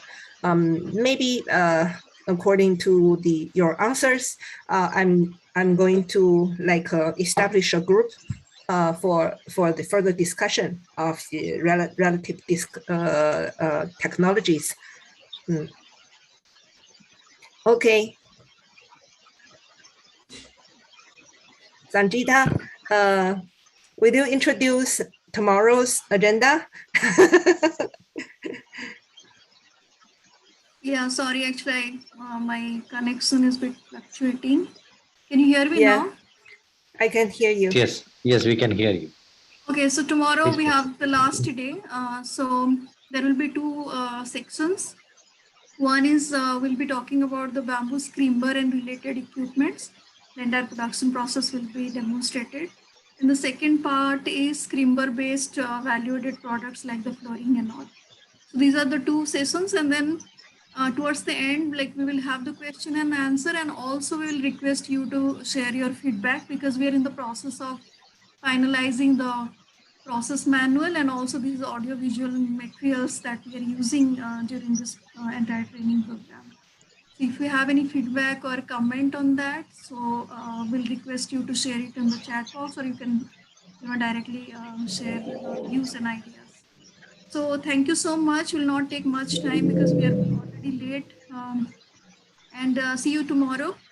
I see that some of the people, they probably they're in different time zones, so there are a little bit of contradictions. Meaning, some of the participants from Sri Lanka, they joined like just 1 hour ago, probably thinking that as per their timeline, it's 2 o'clock. But actually, please note that this is 2 p.m. Beijing time, basically, not the Sri Lanka or India time. So in India and Sri Lanka, the training starts at 11:30.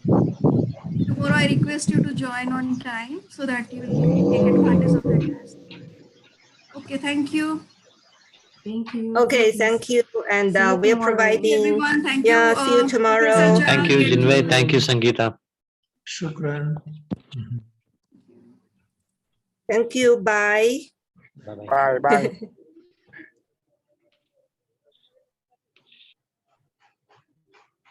Thank you. Bye.